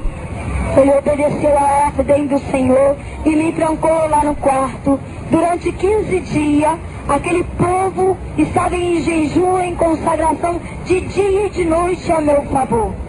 Eu só posso dizer aos irmãos uma coisa. Durante os 15 dias que eu fiquei dentro daquele quarto, eu passei por uma prova entre Deus e eu, sem conhecê-la. O Senhor, ao primeiro dia, eu não recebi nada, não vi nada das orações. Mas no segundo dia, a minha garganta começou a se ressecar. Eu comecei a gritar, sentindo a falta da maconha, sentindo a falta das balinhas, sentindo a falta do LSD. E quando a gente está sendo, aqui a gente faz muito tempo que não toma mais droga, dá uma dor na barriga da gente que vai doendo o nosso corpo. Eu enrolava pelo chão que suava de dor. E eu gritava: pastor, pelo amor de Deus, me dá um pouquinho de droga porque eu não estou aguentando mais. Ele disse: Alina, enche do Espírito Santo, que é a verdadeira droga. Depois eu rolava pelo chão e falava para ele: pastor, pelo amor de Deus, para com as orações. Eu quero droga que eu não quero aguentar mais. Ele disse assim: enche do Espírito Santo. Depois o diabo entrou ali dentro e falou para mim: olha, Não liga para que aquele povo, aqueles bobos tá falando ali fora, não. Tudo que ele tá falando é mentira. Eu te amo e eu te quero. Tu sabe que nós vamos fazer milagres junto. Então eu vou te ajudar. Você morde a sua mão e o seu braço e arranca um pedaço da tua carne e bebe o teu sangue, que dentro do teu sangue tem droga. E tu vai ficar curada agora. E foi assim que eu fiz. Eu mordi o meu braço, como eu não conseguia arrancar muitos pedaços, eu mordi que senti o gosto de sangue na minha boca e comecei a sugar o meu sangue como se eu estivesse bebendo um copo d'água. E eu gritei: pastor, eu estou bebendo meu sangue porque o senhor não me deu maconha, não me deu nada, mas uma voz disse que era para me beber meu sangue, que dentro dele tinha droga. Na mesma hora, ele entrou dentro da porta furioso e ordenou que o demônio saísse dali e eu caí no chão. Dormi durante 3 dias. Desacordada, os obreiros saíram, me deixaram ali dentro e tudo ficou silêncio. Quando foi no outro dia, eu acordei a porta do quartinho sendo aberto. A irmã, a esposa do pastor, entrou lá dentro e ele disse: Alina, sou eu a tua irmã. Eu ainda estava cega. Ela disse assim: irmã, como é que eu estou? Ela disse: você está bem. Eu disse: irmã, eu não estou bem não. Eu falei para ela que eu não estava bem não, que eu estava sentindo algo. Eu achei impressionante, irmão, que eu fiquei liberta. Naqueles 2 dias que eu dormi, que o pastor orou para mim, eu fiquei liberta. Eu falei para ela: irmã, eu estou sentindo que o meu corpo está diferente. Eu não estou sentindo meu corpo como se eu não tivesse osso no corpo. Está tudo diferente. Na minha garganta tem saliva. Eu cuspi para ela. Eu não tinha, que o maconheiro, quando é viciado, ele não tem saliva. Ele cuspe e não tem cuspe. E eu cuspi e saiu cuspe. Aí eu disse: irmã, outra coisa que eu vou falar também, falei para ela. Eu cuspi e falo com a senhora e não está saindo sangue da minha boca. Algo aconteceu, eu estou leve. Eu parece que não estou nesse mundo. Ele disse assim: sabe por quê, Alina? Você nunca mais vai precisar de droga. Você está liberta das drogas. Depois que ela disse assim: Alina, eu vim fazer o mandato do Senhor Jesus. Eu trago um balde, uma gilete e uma tesoura. Eu disse: pra quê, irmã? Ela disse: olha, eu não sei, o Senhor mandou rapar a tua cabeça. Depois ela tinha razão. Ela entrou 6 horas da manhã e saiu 6:30 da noite. Com aquelas pinças de fazer sobrancelha, ela tirou bucho de 6 horas da manhã até 6:30 da noite. Eu peguei piolho, então eu cocei a cabeça e as moscas varejeiras colocaram o ovo e minha cabeça virou uma peneira. Minha cabeça era inchada, era maior do que o corpo de tanto bicho que fazia espuma e descia de rosto abaixo. E essa irmã tirou os bichos todinho da minha cabeça. Quando estava faltando poucos dias, eu sentia que minha cabeça murchou. Eu estava curada da minha cabeça. Mas eu botava a mão nas minhas vistas e sentia que eu estava na escuridão. E eu começava a falar assim: eu não vou ver mais ninguém. Eu estou cega mesmo.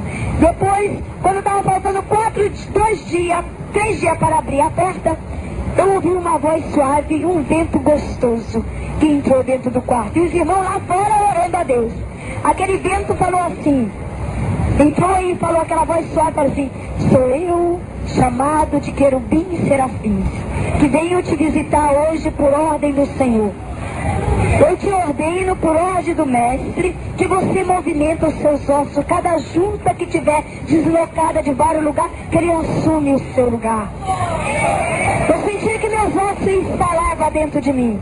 Eu senti que algo dentro de mim instalava cada dedinho.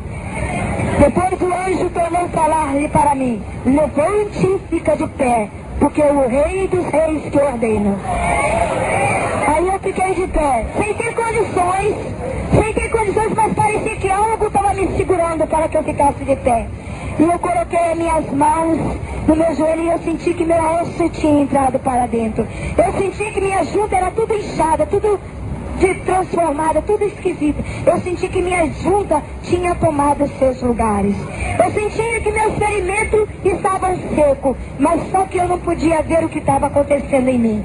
Quando foi no outro dia, o anjo me visitou e disse para mim: volto outra vez com o recado do rei. Tu verás novamente a glória de Deus.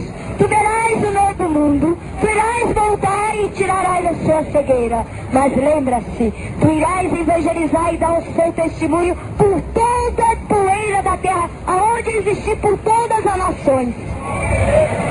E eu não entendia o que o Senhor o que o anjo do Senhor queria falar comigo. Eu sei, depois ele disse, eis que trago em minhas mãos uma candeia de ouro e cristal, e dentro dessa candeia tem um óleo ungido. Irei ungir as tuas vistas para que tu veja a glória de Deus. Eu sentia algo realmente nas minhas vistas, mas quando eu não sabia ainda direito, eu continuei com as vistas. E o Senhor ordenou o pastor que abrisse a porta quando completou os 15 dias de oração. O pastor abriu a porta meio-dia em ponto. E eu estava de pé, mas eu estava ainda com o olho fechado, com medo de abrir. Quando eu cheguei à metade da igreja, o anjo falou, me sacudiu e falou assim, por que temes? Não veja que tu pode ver a glória do seu Deus? Abre a tua vista e contempla. E eu abri a minha vista, eu não acreditei, irmãos.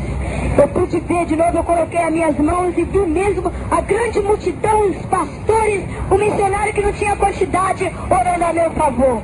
E eu comecei a abraçar um por um e chorando desesperada, que eu vi de novo a glória de Deus. Eu saí daquele quarto curada, transformada. Depois, a única coisa que eu queria ver era a esposa do pastor e o pastor. Eu falei assim, eu quero ver o pai que me acolheu na porta da igreja. Ele, bem velhinho, ele levantou as mãos cansada dele e disse, filha, olha eu aqui. Aí, irmão, eu agarrei ele e disse para ele, hoje eu te abraço e te agradeço, porque o Senhor respondeu as suas orações. Nós saímos dali, ele saiu evangelizando, avisando no morro, nas favelas, dizendo o que Cristo fez na minha vida. Então os mendigos pensavam que eu tinha morrido, os pivetes tinham pensado que eu tinha morrido, e ele anunciou que eu ia domingo para a igreja, e ele anunciou que as portas estavam abertas para que todos vissem o grande milagre. E no dia que eu cheguei à igreja, as portas estavam abertas e havia mais mendigo do que tudo. Havia prostituta que não acreditaram. E quando eu entrei na igreja, eu já fui falando, olha, o Deus dos crentes cura mesmo. O Deus dos crentes transforma mesmo. E quando os mendigos viram eu entrar realmente, eles me sacudiram, Nina, é você mesmo? Eu disse, sou eu mesma. Eu disse, eu quero aceitar Jesus. Quando eu estava na metade da igreja, a primeira pessoa que veio ao meu encontro, chorando desesperado, foi o Pedrinho. Eu disse a Nina, obrigado, que Jesus, o Deus dos crentes, te recebeu. E não ficou um mendigo sentado no banco que não aceitou Jesus. Foram mais de 200 mendigos, eu não estou contando os pivetes, só pessoas adultas, foram 258 mendigos que aceitaram Jesus aquele dia. Depois, pouco rápido, depois, com 15 dias, o Senhor ordenou que eu descesse pelas águas, onde eu fui batizada com o Espírito Santo, tudo rápido. Depois, o Senhor me ordenou que eu fosse à casa dos meus pais. Com 15 dias, eu entrei numa batalha muito dura. Eu fui terminar a batalha que aquela irmã tinha parado de fazer. Aí, quando a irmã anunciou que eu tinha que ir à casa dos meus pais para falar de Jesus, e eu não sabia ir, ele pediu, o pastor pediu o Pedrinho que descobrisse o endereço dos meus pais e que ia me levar até a casa deles. O Pedrinho descobriu, trouxe o endereço, o pastor me botou dentro do carro, e quando nós chegamos lá na casa dos meus pais, era dia da sessão. Era domingo, 4 horas da manhã. E havia minha mãe, fazia anos que eu não via minha mãe, o centro espírita estava diferente, minha mãe tinha aumentado, porque tinha aumentado mais de média, tinha mais gente no centro, então tinha aumentado mais, estava tudo diferente.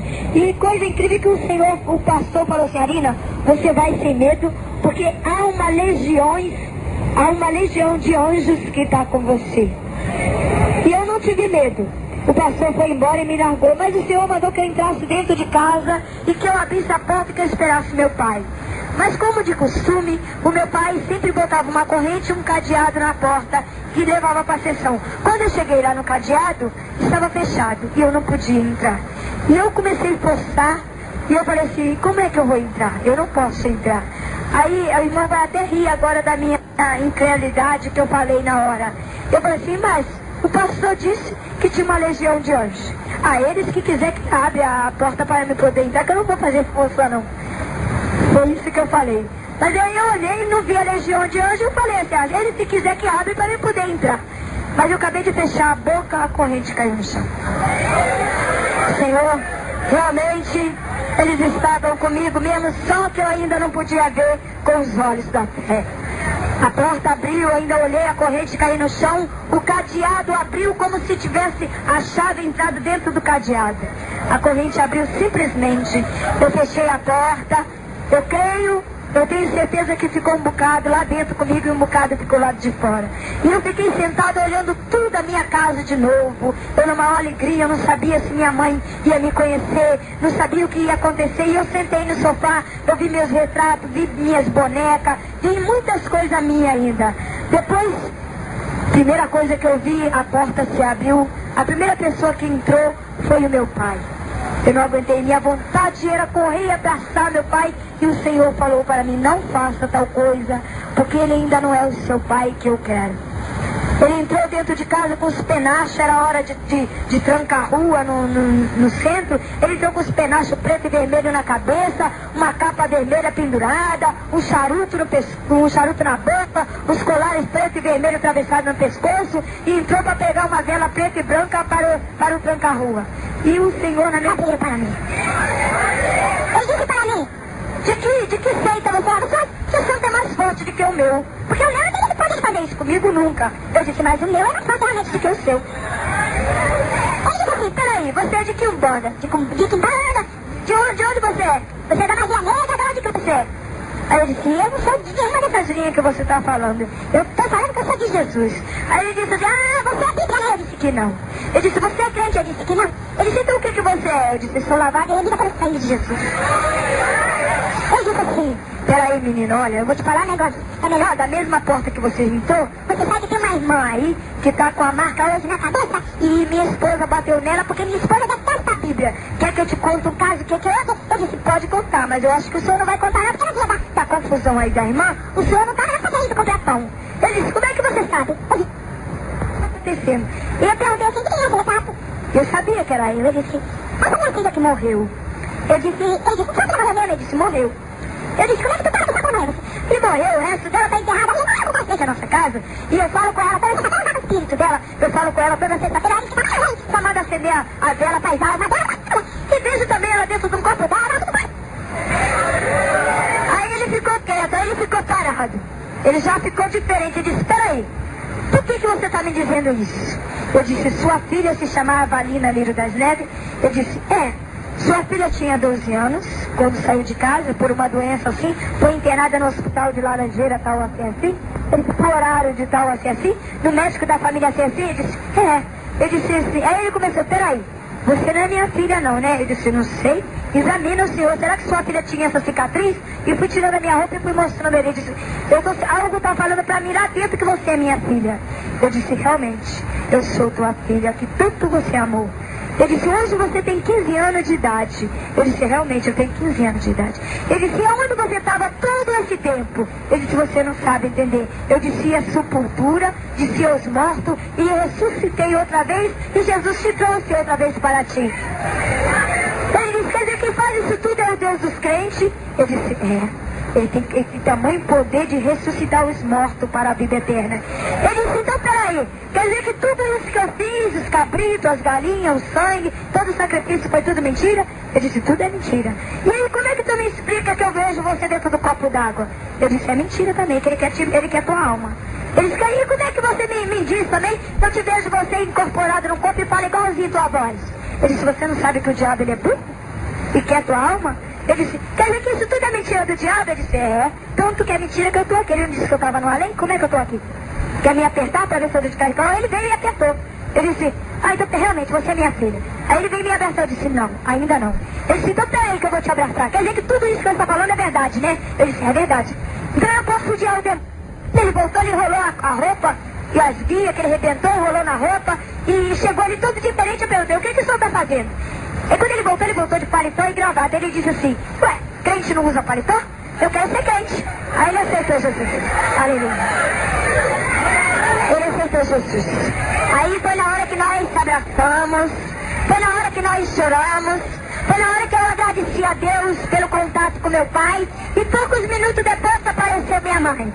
José, corre que está na hora dos homens de rua. Eu disse, Elza, olha a nossa filha Lina aqui. Ela tá viva, Elza, é mentira. E minha mãe caiu no chão desmaiada. Aí quando ela voltou, ela disse, filha, você é crente? Agora eu sou, mãe. E o pai também é crente. Ela disse, eu também quero ser, assim que eu disse.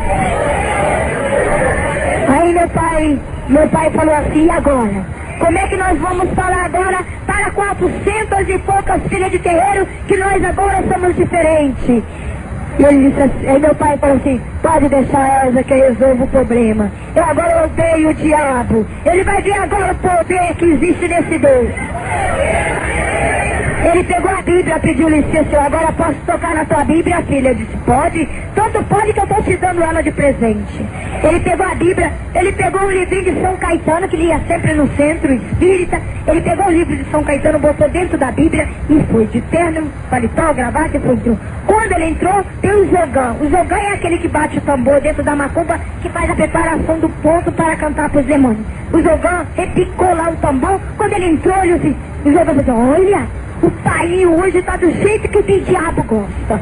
Ele tá de paletó, gravata, igualzinho o tranca-rua. Hoje vai subir faísca de demônio aqui, olha a cara do pai. Hoje ele tá demoniado, hoje ele tava cheio de Espírito Santo de Deus. E ele não notou.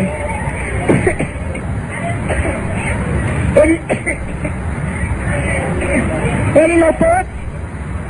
Aí quando meu pai furou os tambores todinho com o dedo e disse assim, mandou as médias todinhas ficar de posição. E falou assim, atenção, hoje o Centro Espírita Pena Branca acabou e fechou. Aí os médicos falaram assim, ô pai, o senhor tá ficando doido? O senhor tá ficando doido? O senhor sabe que não pode fazer? E os artistas de televisão que vêm aqui, pai? O senhor tá ficando demoniado? O demônio tomou sua mente? Ele disse, quem é meu amigo aí, levanta o braço. Aí todo mundo levantou o braço. Ele disse, então agora aquele que quiser ser meu amigo, aquele que quiser ser meu amigo, não sai mais aqui dessa porta, porque vai ter que ir lá dentro, que a Lina está viva. Tudo que o diabo falou aqui, tudo é mentira.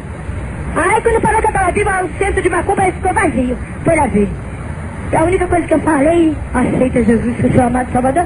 Eles sem querer levantavam a mão e dobravam o joelho assim, mas o terreno ficou branquinho. Das médias, 400 e poucas filhas de terreiro. Nenhuma alma se perdeu. Foi uma maior bênção.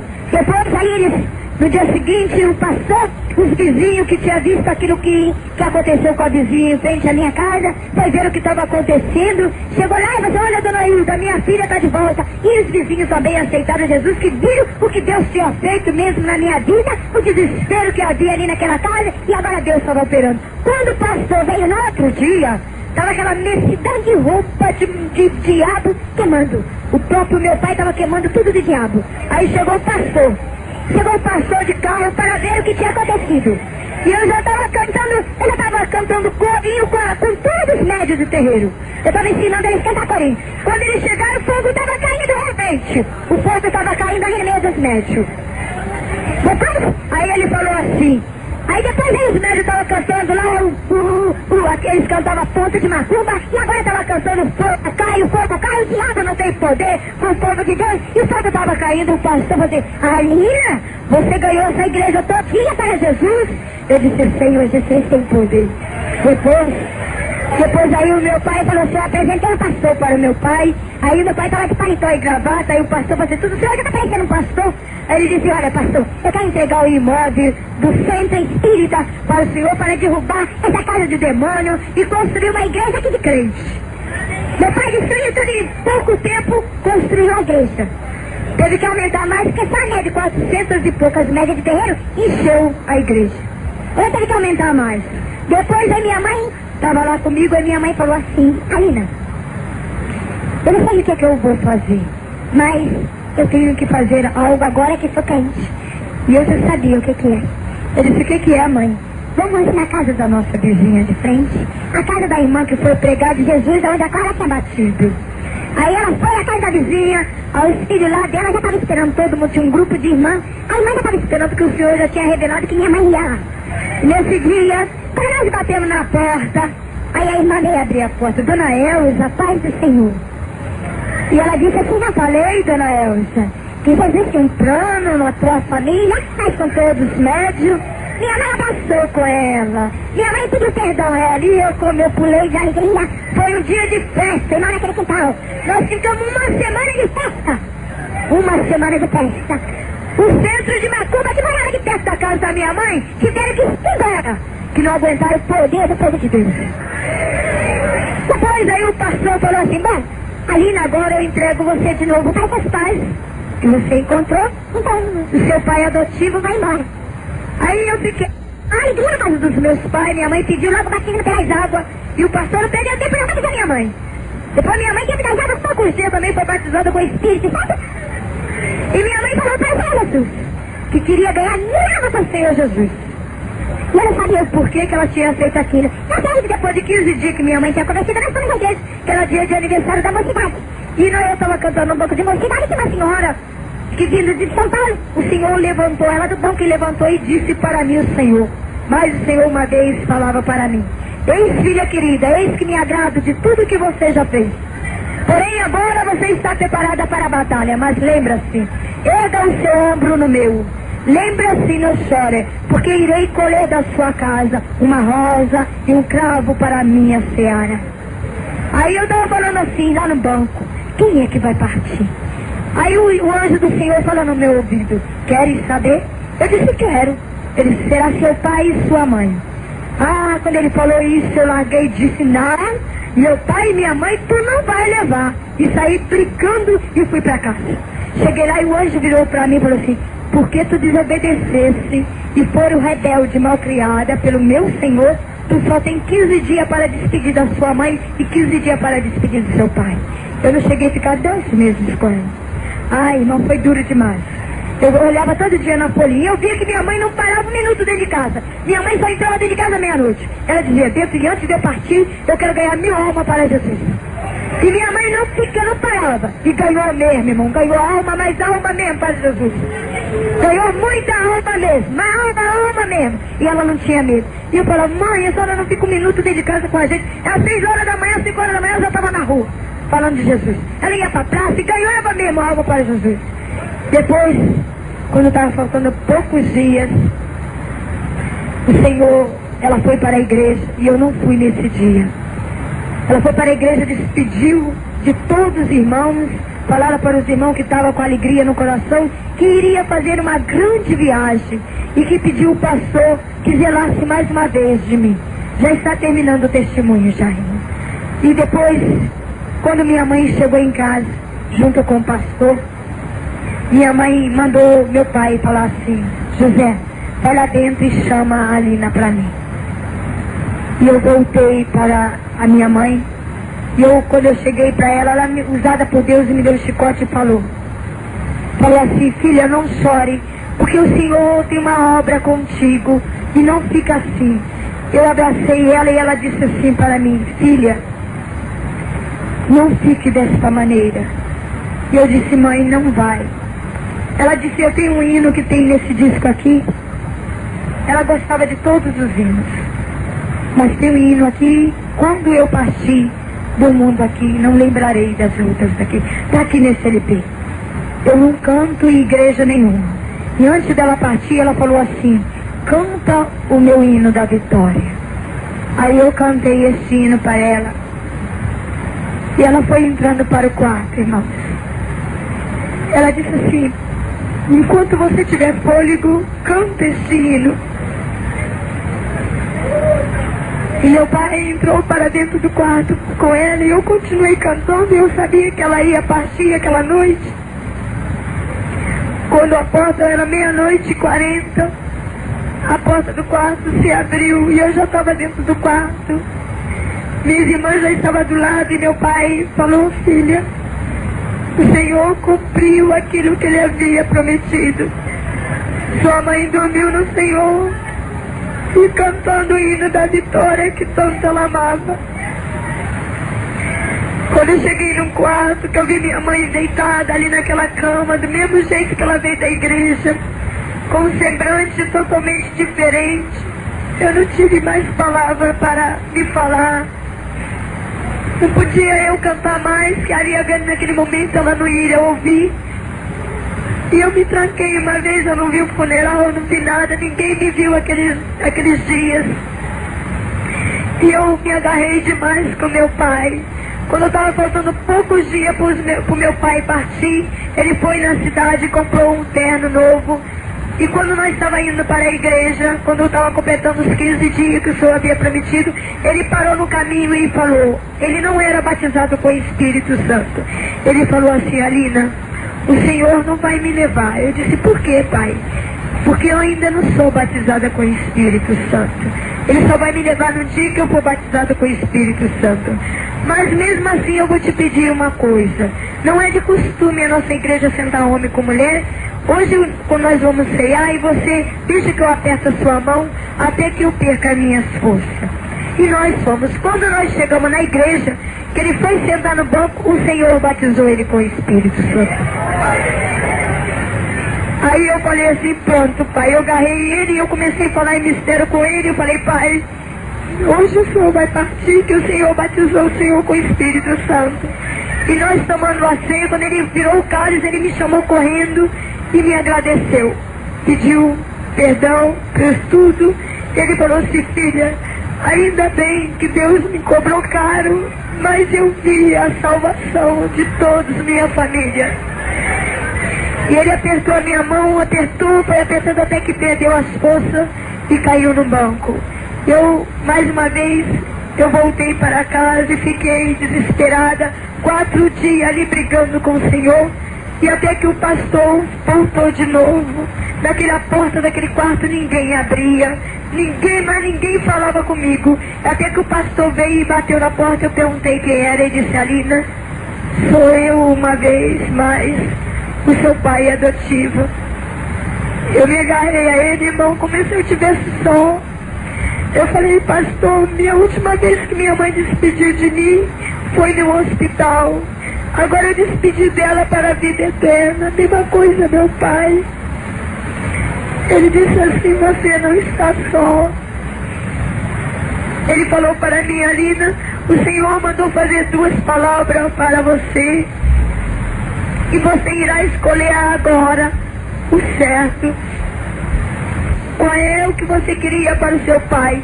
Há uma rosa que ela fica vermelha, bonita, maloável e nunca cai as pétalas, está sempre viva e perfumosa. E há uma outra rosa que seca e destrói até o galho e não tem salvação. Qual é dessas rosas que você preferia para os seus pais? Eu disse: esta rosa que não perde o perfume. Ele disse: então esta rosa é tua mãe que está com o Senhor Jesus. Levante. Ele disse: o Senhor tem uma obra contigo. Vai pregar a palavra de Deus. Vai falar de Jesus, que o seu pai adotivo está ao seu lado. Eu saí daquela casa, eu não tive coragem. Eu fui uma das filhas, irmã, que sofri mais a morte da minha mãe, do meu pai, porque aos 12 anos de idade eu não tive o contato com eles. Quando eu voltei a eles, eu estava mais com 15 anos de idade. No momento que eu mais precisei deles, eles não estavam ao meu lado. E hoje, Cristo, hoje eu sou essa pessoa transformada que você vê aqui. Jesus preparou pastor Dídimo, que é o meu esposo. Esse servo de Deus, o Senhor preparou. Eu tenho 2 meses de casada. O Senhor me deu agora tudo que eu sou, é do Senhor Jesus. E tudo é do Senhor Jesus. Tudo hoje eu sou transformada pelo mistério de Deus. Partiu da vila testemunho, viu eles comendo e foi aceito o trabalho. Eu, no dia seguinte, eu senti assim um nojo da minha mãe, mas agora eu entendo que realmente era o demônio. Depois, pouco tempo, havia uma senhora que morava em frente à minha casa e ela achou apavorante aquilo que via pessoas, carros, doutores procurando a minha mãe, e ela, por ser crente, não tinha a capacidade de envolver com pessoas tão famosas igual a minha mãe envolvia. Um dia ela teve a coragem e ela, acabando da sua escola dominical, ela entrou dentro do portão da minha casa. A sessão da minha mãe começava no sábado, às 3 horas da tarde, e terminava no domingo pela manhã. No domingo pela manhã, essa senhora abriu o portão e bateu na porta da minha casa e chamou: Dona Elza, a senhora pode me atender? Minha mãe viu que era ela e minha mãe odiava crente. Ela disse assim, minha mãe quando viu que era uma crente que estava com a Bíblia na mão, minha mãe bateu com a porta na cara dela. Ela disse assim, começou a insistir, ela não perdeu a fé, ela insistiu. E ela disse assim, minha mãe abriu a porta com raiva e disse, olha aqui mulher, você vai embora porque eu odeio crente, eu não gosto de Bíblia. Você vai embora que eu não tenho tempo para falar com Bíblia. Estou preparando café para os meus filhos e eu não tenho tempo para perder com Bíblia não. Aí ele disse, ô dona Elza, a senhora sabia que Jesus te ama? A senhora sabia que Jesus quer te salvar? A senhora sabia que Jesus veio para os perdidos? E foi falando de Jesus para minha mãe. E minha mãe foi ficando com raiva, foi ouvindo aquela irmã falando daquelas coisas, e eu fiquei encostada na porta e eu olhava a briga da irmã com minha mãe. Eu fiquei olhando, puxa vida, eu nunca vi minha mãe falar com nenhum bíblia. E agora eu estou vendo essa senhora, e no meu pensamento eu pensei, essa minha mãe vai pegar essa irmã e vai matar.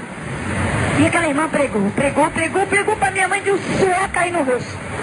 Aí minha mãe, aquela irmã falou assim, dona Elza, Jesus, ele morreu na cruz e derramou o teu sangue, não por mim, mas sim pela senhora, por toda essa multidão que serve esse demônio. Quando ela disse que minha mãe era um demônio, minha mãe ficou vermelha. Minha mãe falou assim, olha aqui mulher, é melhor tu calar a boca porque eu falo com demônio, eu como com demônio, tudo que eu tenho, eu sou milionário, eu tenho dinheiro, tenho posição, tenho chofer, tenho negócios, e eu falo com demônio. Os crentes, eu não vejo, vocês dizem que um Deus que vocês vê lá, prega lá um Deus lá, eu vejo crente andando de porta, então, que não tem o que fazer, eu não passo dessa lei não, olha aqui, é melhor você ir embora. E a irmã como insistiu. O Senhor deu palavra para ela e começou a falar. Depois a irmã cansou, viu que minha mãe não quis mesmo. Aí aquela irmã falou, aí minha mãe viu que a irmã parou de falar. Eu ouvia eles dizer dentro do centro. Eles diziam isso para não perder as pessoas. Ele sabe laçar as almas. Então o Martinho da Vila pediu, pagou. Então abaixou lá o tranca-rua e todos os seus demônios. E pediu o Martinho da Vila uma quantia e pediu algo. O Martinho da Vila, coisa que ele não podia fazer. Por ele ser um cantor famoso, muito popular pela sociedade, o demônio pediu, nós trazia no centro um rapaz chamado por Cosme, e ele morreu, e ele antes de morrer, ele entregou o corpo e a alma para o demônio. E o diabo levou ele em pouco tempo, ele tinha apenas 18 anos. E o diabo levou ele em corpo e alma. E quando a única coisa que o demônio pediu do Martinho da Vila é que o Martinho da Vila violasse o cemitério São João Batista, é bem no centro de Botafogo, lá no Rio de Janeiro. Quem quiser pode comprar, ver lá o cemitério São João Batista. E ele pediu que o Martinho da Vila violasse o túmulo deste rapaz e trouxesse o resto mortal dele e escolheu a palma da mão onde a qual ele tinha oferecido. Martinho da Vila falou assim, não, eu não posso fazer isso porque como é que eu vou violar, vou pular um muro a alta hora da noite para trazer o resto podre para vocês. Não, vocês escolhem outro tipo de pessoa que eu pago o preço que vocês pedirem. Então, felizmente, eu fui a escolhida para fazer esse tipo de trabalho. Eu e a minha irmã chamada Cremilda. O demônio escolheu eu e minha irmã. E eles viraram assim, olha, você vai no túmulo tal e abre o caixão porque vocês não vão ter trabalho nenhum, porque o caixão já vai estar pro lado de fora porque eu já fiz a obra. Foi o que ele disse. E nós saímos. Martinho da Vila ficou esperando e minha mãe convocou todas as médias para esperar o que ia acontecer. E eu saí à procura. Chegando lá no cemitério, tem uns cacos de vidro e eu pulei o caco de vidro sem me cortar. E fui procurando com a lanterna até que encontrei o túmulo. Quando encontrei o túmulo, eu não posso te explicar, mas o demônio, ele queria a alma do Martinho da Vila. Ele queria o trabalho. Ele queria o corpo. Quando eu cheguei lá, o túmulo realmente estava aberto e o caixão do lado de fora. E o rapaz já enterrado já há 5 dias, já estava cheio de bicho e podre. Eu tampei o nariz, peguei um pedaço de pano e mal eu puxei a mão dele e caiu no papel e levei para casa. No meu pensamento, minha mãe ia fazer algum trabalho, mas o meu pai com aquele resto mortal. Chegando lá, que eu cheguei em casa, eles mandaram que eu estendesse uma toalha branca e botaram a cachaça, o charuto e as velas preto e vermelho. E lá, uma legião de demônios, corporada por vários nomes, e eles dividiram aqueles pedaços de carne podre e comeram. Eu vi a minha mãe comendo, eu vi o meu pai comendo, eu vi as médias comendo, Eu achei apavorante, uma coisa... Minha mãe sorria, alegria. Aquele dia o demônio teve uma vitória porque o sangue de inocente estava rolando ali na rua e os vizinhos que adoraram. Mas o diabo, a alegria do diabo é pouco tempo. Ele começa a se alegrar, mas é só fogo de palha. Quando você vê assim, uma pessoa que está muito aí, que aquele centro lá é bom, é só fogo de palha. A alegria do demônio, ele é derrotar. O tempo foi passando, minha mãe esqueceu, aquela irmã não esqueceu, Jesus principalmente não esqueceu. E uma coisa que eu vou te falar, guarda hoje em seu pensamento. Jesus, quando quer a alma, ele toca naquilo que você mais ama. Se você ama mais o teu filho, Jesus toca. Se tu ama teu esposo, Jesus toca. Se você ama a sua esposa, Jesus toca. Aquilo que você mais ama, Jesus toca com as suas mãos. E foi o que aconteceu na minha casa. Dentro da minha casa, eu era caçula e eu era a coisa mais preciosa lá dentro da minha casa, era eu. Tudo da melhor qualidade era pra mim. Até babá para me levar no colégio era eu. Então eu era um instrumento precioso para meus pais e minha mãe. E minha mãe esqueceu o que ela tinha feito. 6 meses depois, era dia de caboclo e dentro do centro. E dia de preto velho. Preto velho é aqueles que ele diz, aqueles vovô. É um demônio só. É um demônio só. Eu posso dizer, eles chamam de santo. Mas santo que eu conheço hoje é só Jesus. Era dia de preto velho, dia da vovó, da tal da vovó de Maria Conga, que é um demônio, né?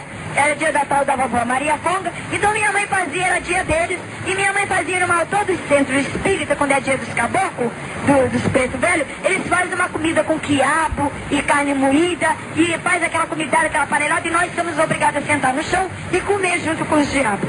Comer com a mão junto com o diabo. Então, esse dia minha mãe tinha preparado a comida e ela tinha passado as minhas baianas. Baiana é aquelas roupas que eles usam, aquele saiote redondo, aquilo se chama, se chama aquele saiote e eles se chamam de baiana. Então minha mãe tinha passado engomada as minhas baianas e falou assim, Alina, olha, você vai para o centro que a vovó Maria Conga quer receber o prato da sua mão. E ela, o Senhor não permitiu dela me olhar com os olhos de mãe. Eu falei assim, mãe, eu hoje não vou poder servir a tal da vovó e os outros porque eu estou com uma coceira insuportável no meu corpo e a senhora não me notou hoje. Ela disse, olha, para de brincadeira e vai ao centro. E eu não demora não que eu já estou indo. E minha mãe foi que já tinha começado a sessão. Quando ela acabou de virar as costas, eu estava grande, mas minha mãe foi uma das suas médias que saíram de lá. Ela fez cabeça lá dentro do centro do pastor Jurandir e formou o centro. O pastor Jurandir me conheceu pequenininha. Eu já pequenininha, eu aprendi muitas coisas com o pastor Jurandir. Ele hoje é um pastor, talvez ele hoje nem a lembra de mim, porque eu era muito pequenininha, mas eu a lembro dele. E hoje eu me alegro que ele hoje é um pastor. Então, minha mãe começou a fazer os cartãozinhos e sair distribuindo para a cidade de Venda Velha, de São João de Meriti e foi por diante. Pouco tempo, minha mãe, com menos de 2 meses, minha mãe já estava com 300 e poucas filhas de terreiro. Olha como o diabo faz. Com menos de 2 meses, o centro da minha mãe estava cheia, com 300 e poucas filhas de terreiro, preparada, vindo da Bahia, feito cabeça, muito preparada pelos demônios. E eu, aos 12 anos de idade, existe o empregado e existe o cavalo. Eu era empregada do demônio. E meus pais eram o cavalo. O cavalo é aquele que arreia os demônios, invoca os espíritos. Esse se chama o cavalo do demônio. Então, os empregados é aqueles combones que prepara a cachaça, a comida, e enfim, cuida deles quando eles estão incorporados no corpo da pessoa. Então eu era empregada e meus pais eram o cavalo. E nós começamos a nossa carreira. Em pouco tempo minha mãe era muito conhecida com esses artistas, que pouco pequeno eu já fazia show com eles. Então o Baixinho da Filha, mas Ângela Maria procurava e dava fortuna para minha mãe, devido a um trabalho. Minha mãe foi uma macumbeira rica, foi uma macumbeira não pobre. Minha mãe tinha vários empregados, tinha 2 carros, nós tínhamos chofé, eu ia para o colégio de carro e voltava de carro. Então minha mãe não foi uma macumbeira pobre. O diabo realmente dava para ela, mas cobrava muito caro também. Chegou uma certa feita, dia 26 de fevereiro, Martinho da Vila estava gravando o seu 2º LP. e o seu terceiro LP, e ele chegou na minha casa e virou assim: Dona Elsa, eu preciso falar com o demônio, o sete frecha e o tranca-rua. E meu pai na mesma hora falou assim: olha, eu vou cobrar para me abaixar, porque ele toma minhas forças. E minha mãe fez o preço para ele e ele pagou a quantia, ele queria parar com os orixás. E quando meu pai incorporou o demônio, que, é pena branca, vovó Maria Conga, come Damião, Ogum, Emanjá, sereia, é tudo um diabo só. Ele só troca de nome para enganar os bobos. Então havia outra coisa, realmente ele cura. Mas ele cura a sua ferida de um lado, a sua dor de outra. Mas no outro dia, depois de meses depois, você parece com a mesma enfermidade no outro lugar. Ela falou assim pra ela: já acabou, mulher? Aquela irmã falou assim: já, Dona Elsa. Se Jesus vier agora, a senhora não morre sem saber que Jesus veio para salvar o que estava perdido. Aí minha mãe falou assim: bom, agora quem vai falar sou eu. Agora realmente vamos ver se o teu Deus está do céu a contemplar você aqui agora, e vou ver se teu Deus é poderoso mesmo, a ponto de vir aqui pegar esse pedaço de pau para te livrar da coisa que eu vou te dar. E nessa altura os muros da minha casa eram muito altos, tinha multidão pendurada no muro, os vizinhos da minha mãe. Isso mesmo, Dona Elsa, pega essa irmã, mostra ela que o Deus dela não tem poder, mostra que os demônios, a legião de demônios é que manda aqui. E começou a tacar fogo, e minha mãe saiu espancando essa irmã, e a irmã não perdeu a coragem dela. Ela pegou a sua Bíblia e sem gemer ela olhava a multidão de cabeça, olhando para o céu, erguida, soldado valente. E quando chegou ao portão havia 3 degraus para descer e para subir. A minha irmã, com raiva dela, porque ela estava demorando a sair demais, a minha mãe empurrou ela com a mão, ela tropeçou, caiu, bateu com a testa na escada. Você vê só que o corte dela foi tão fundo que ela levou 35 pontos na cabeça. E o sangue dela esguichava, que voou no muro do centro e caiu. Os filhos dela, o marido dela veio, pegou o lençol, voltou na testa dela. Os filhos dela ficou apavorado e o filho dela foi lá dentro para pegar a faca para matar minha mãe. E nessa altura meu pai tinha ido comprar pão. Meu pai não viu a briga e saiu para comprar pão, e o menino dela, o marido, queria mesmo fazer um massacre.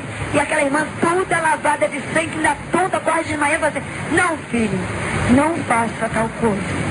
O Senhor tem um grande plano na vida da Dona Elsa.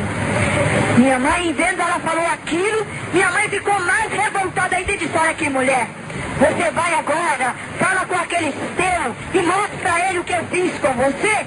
E fala pra eles que desse portão para dentro é o meu inferno, e daqui pra fora é o céu de vocês. Você fica com o seu Deus, que eu fico com meus demônios, porque passar pra Bíblia jamais eu passarei.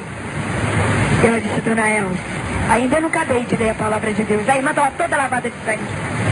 Está escrito também aqui nas Escrituras Sagradas que o Senhor disse, e ela mostrando a Bíblia para minha mãe: o Senhor disse: ai daquele que tocar nos meus pequenininhos. E a senhora tocaste na mais pequenininha. E tem uma coisa, Dona Elsa, que eu vou lhe falar: quando o sangue do cordeiro não for derramado na cruz em vão, este meu também não será. Eu creio em Deus que toda a tua família irá salvá-la, e tu irás me pedir perdão, Dona Elsa.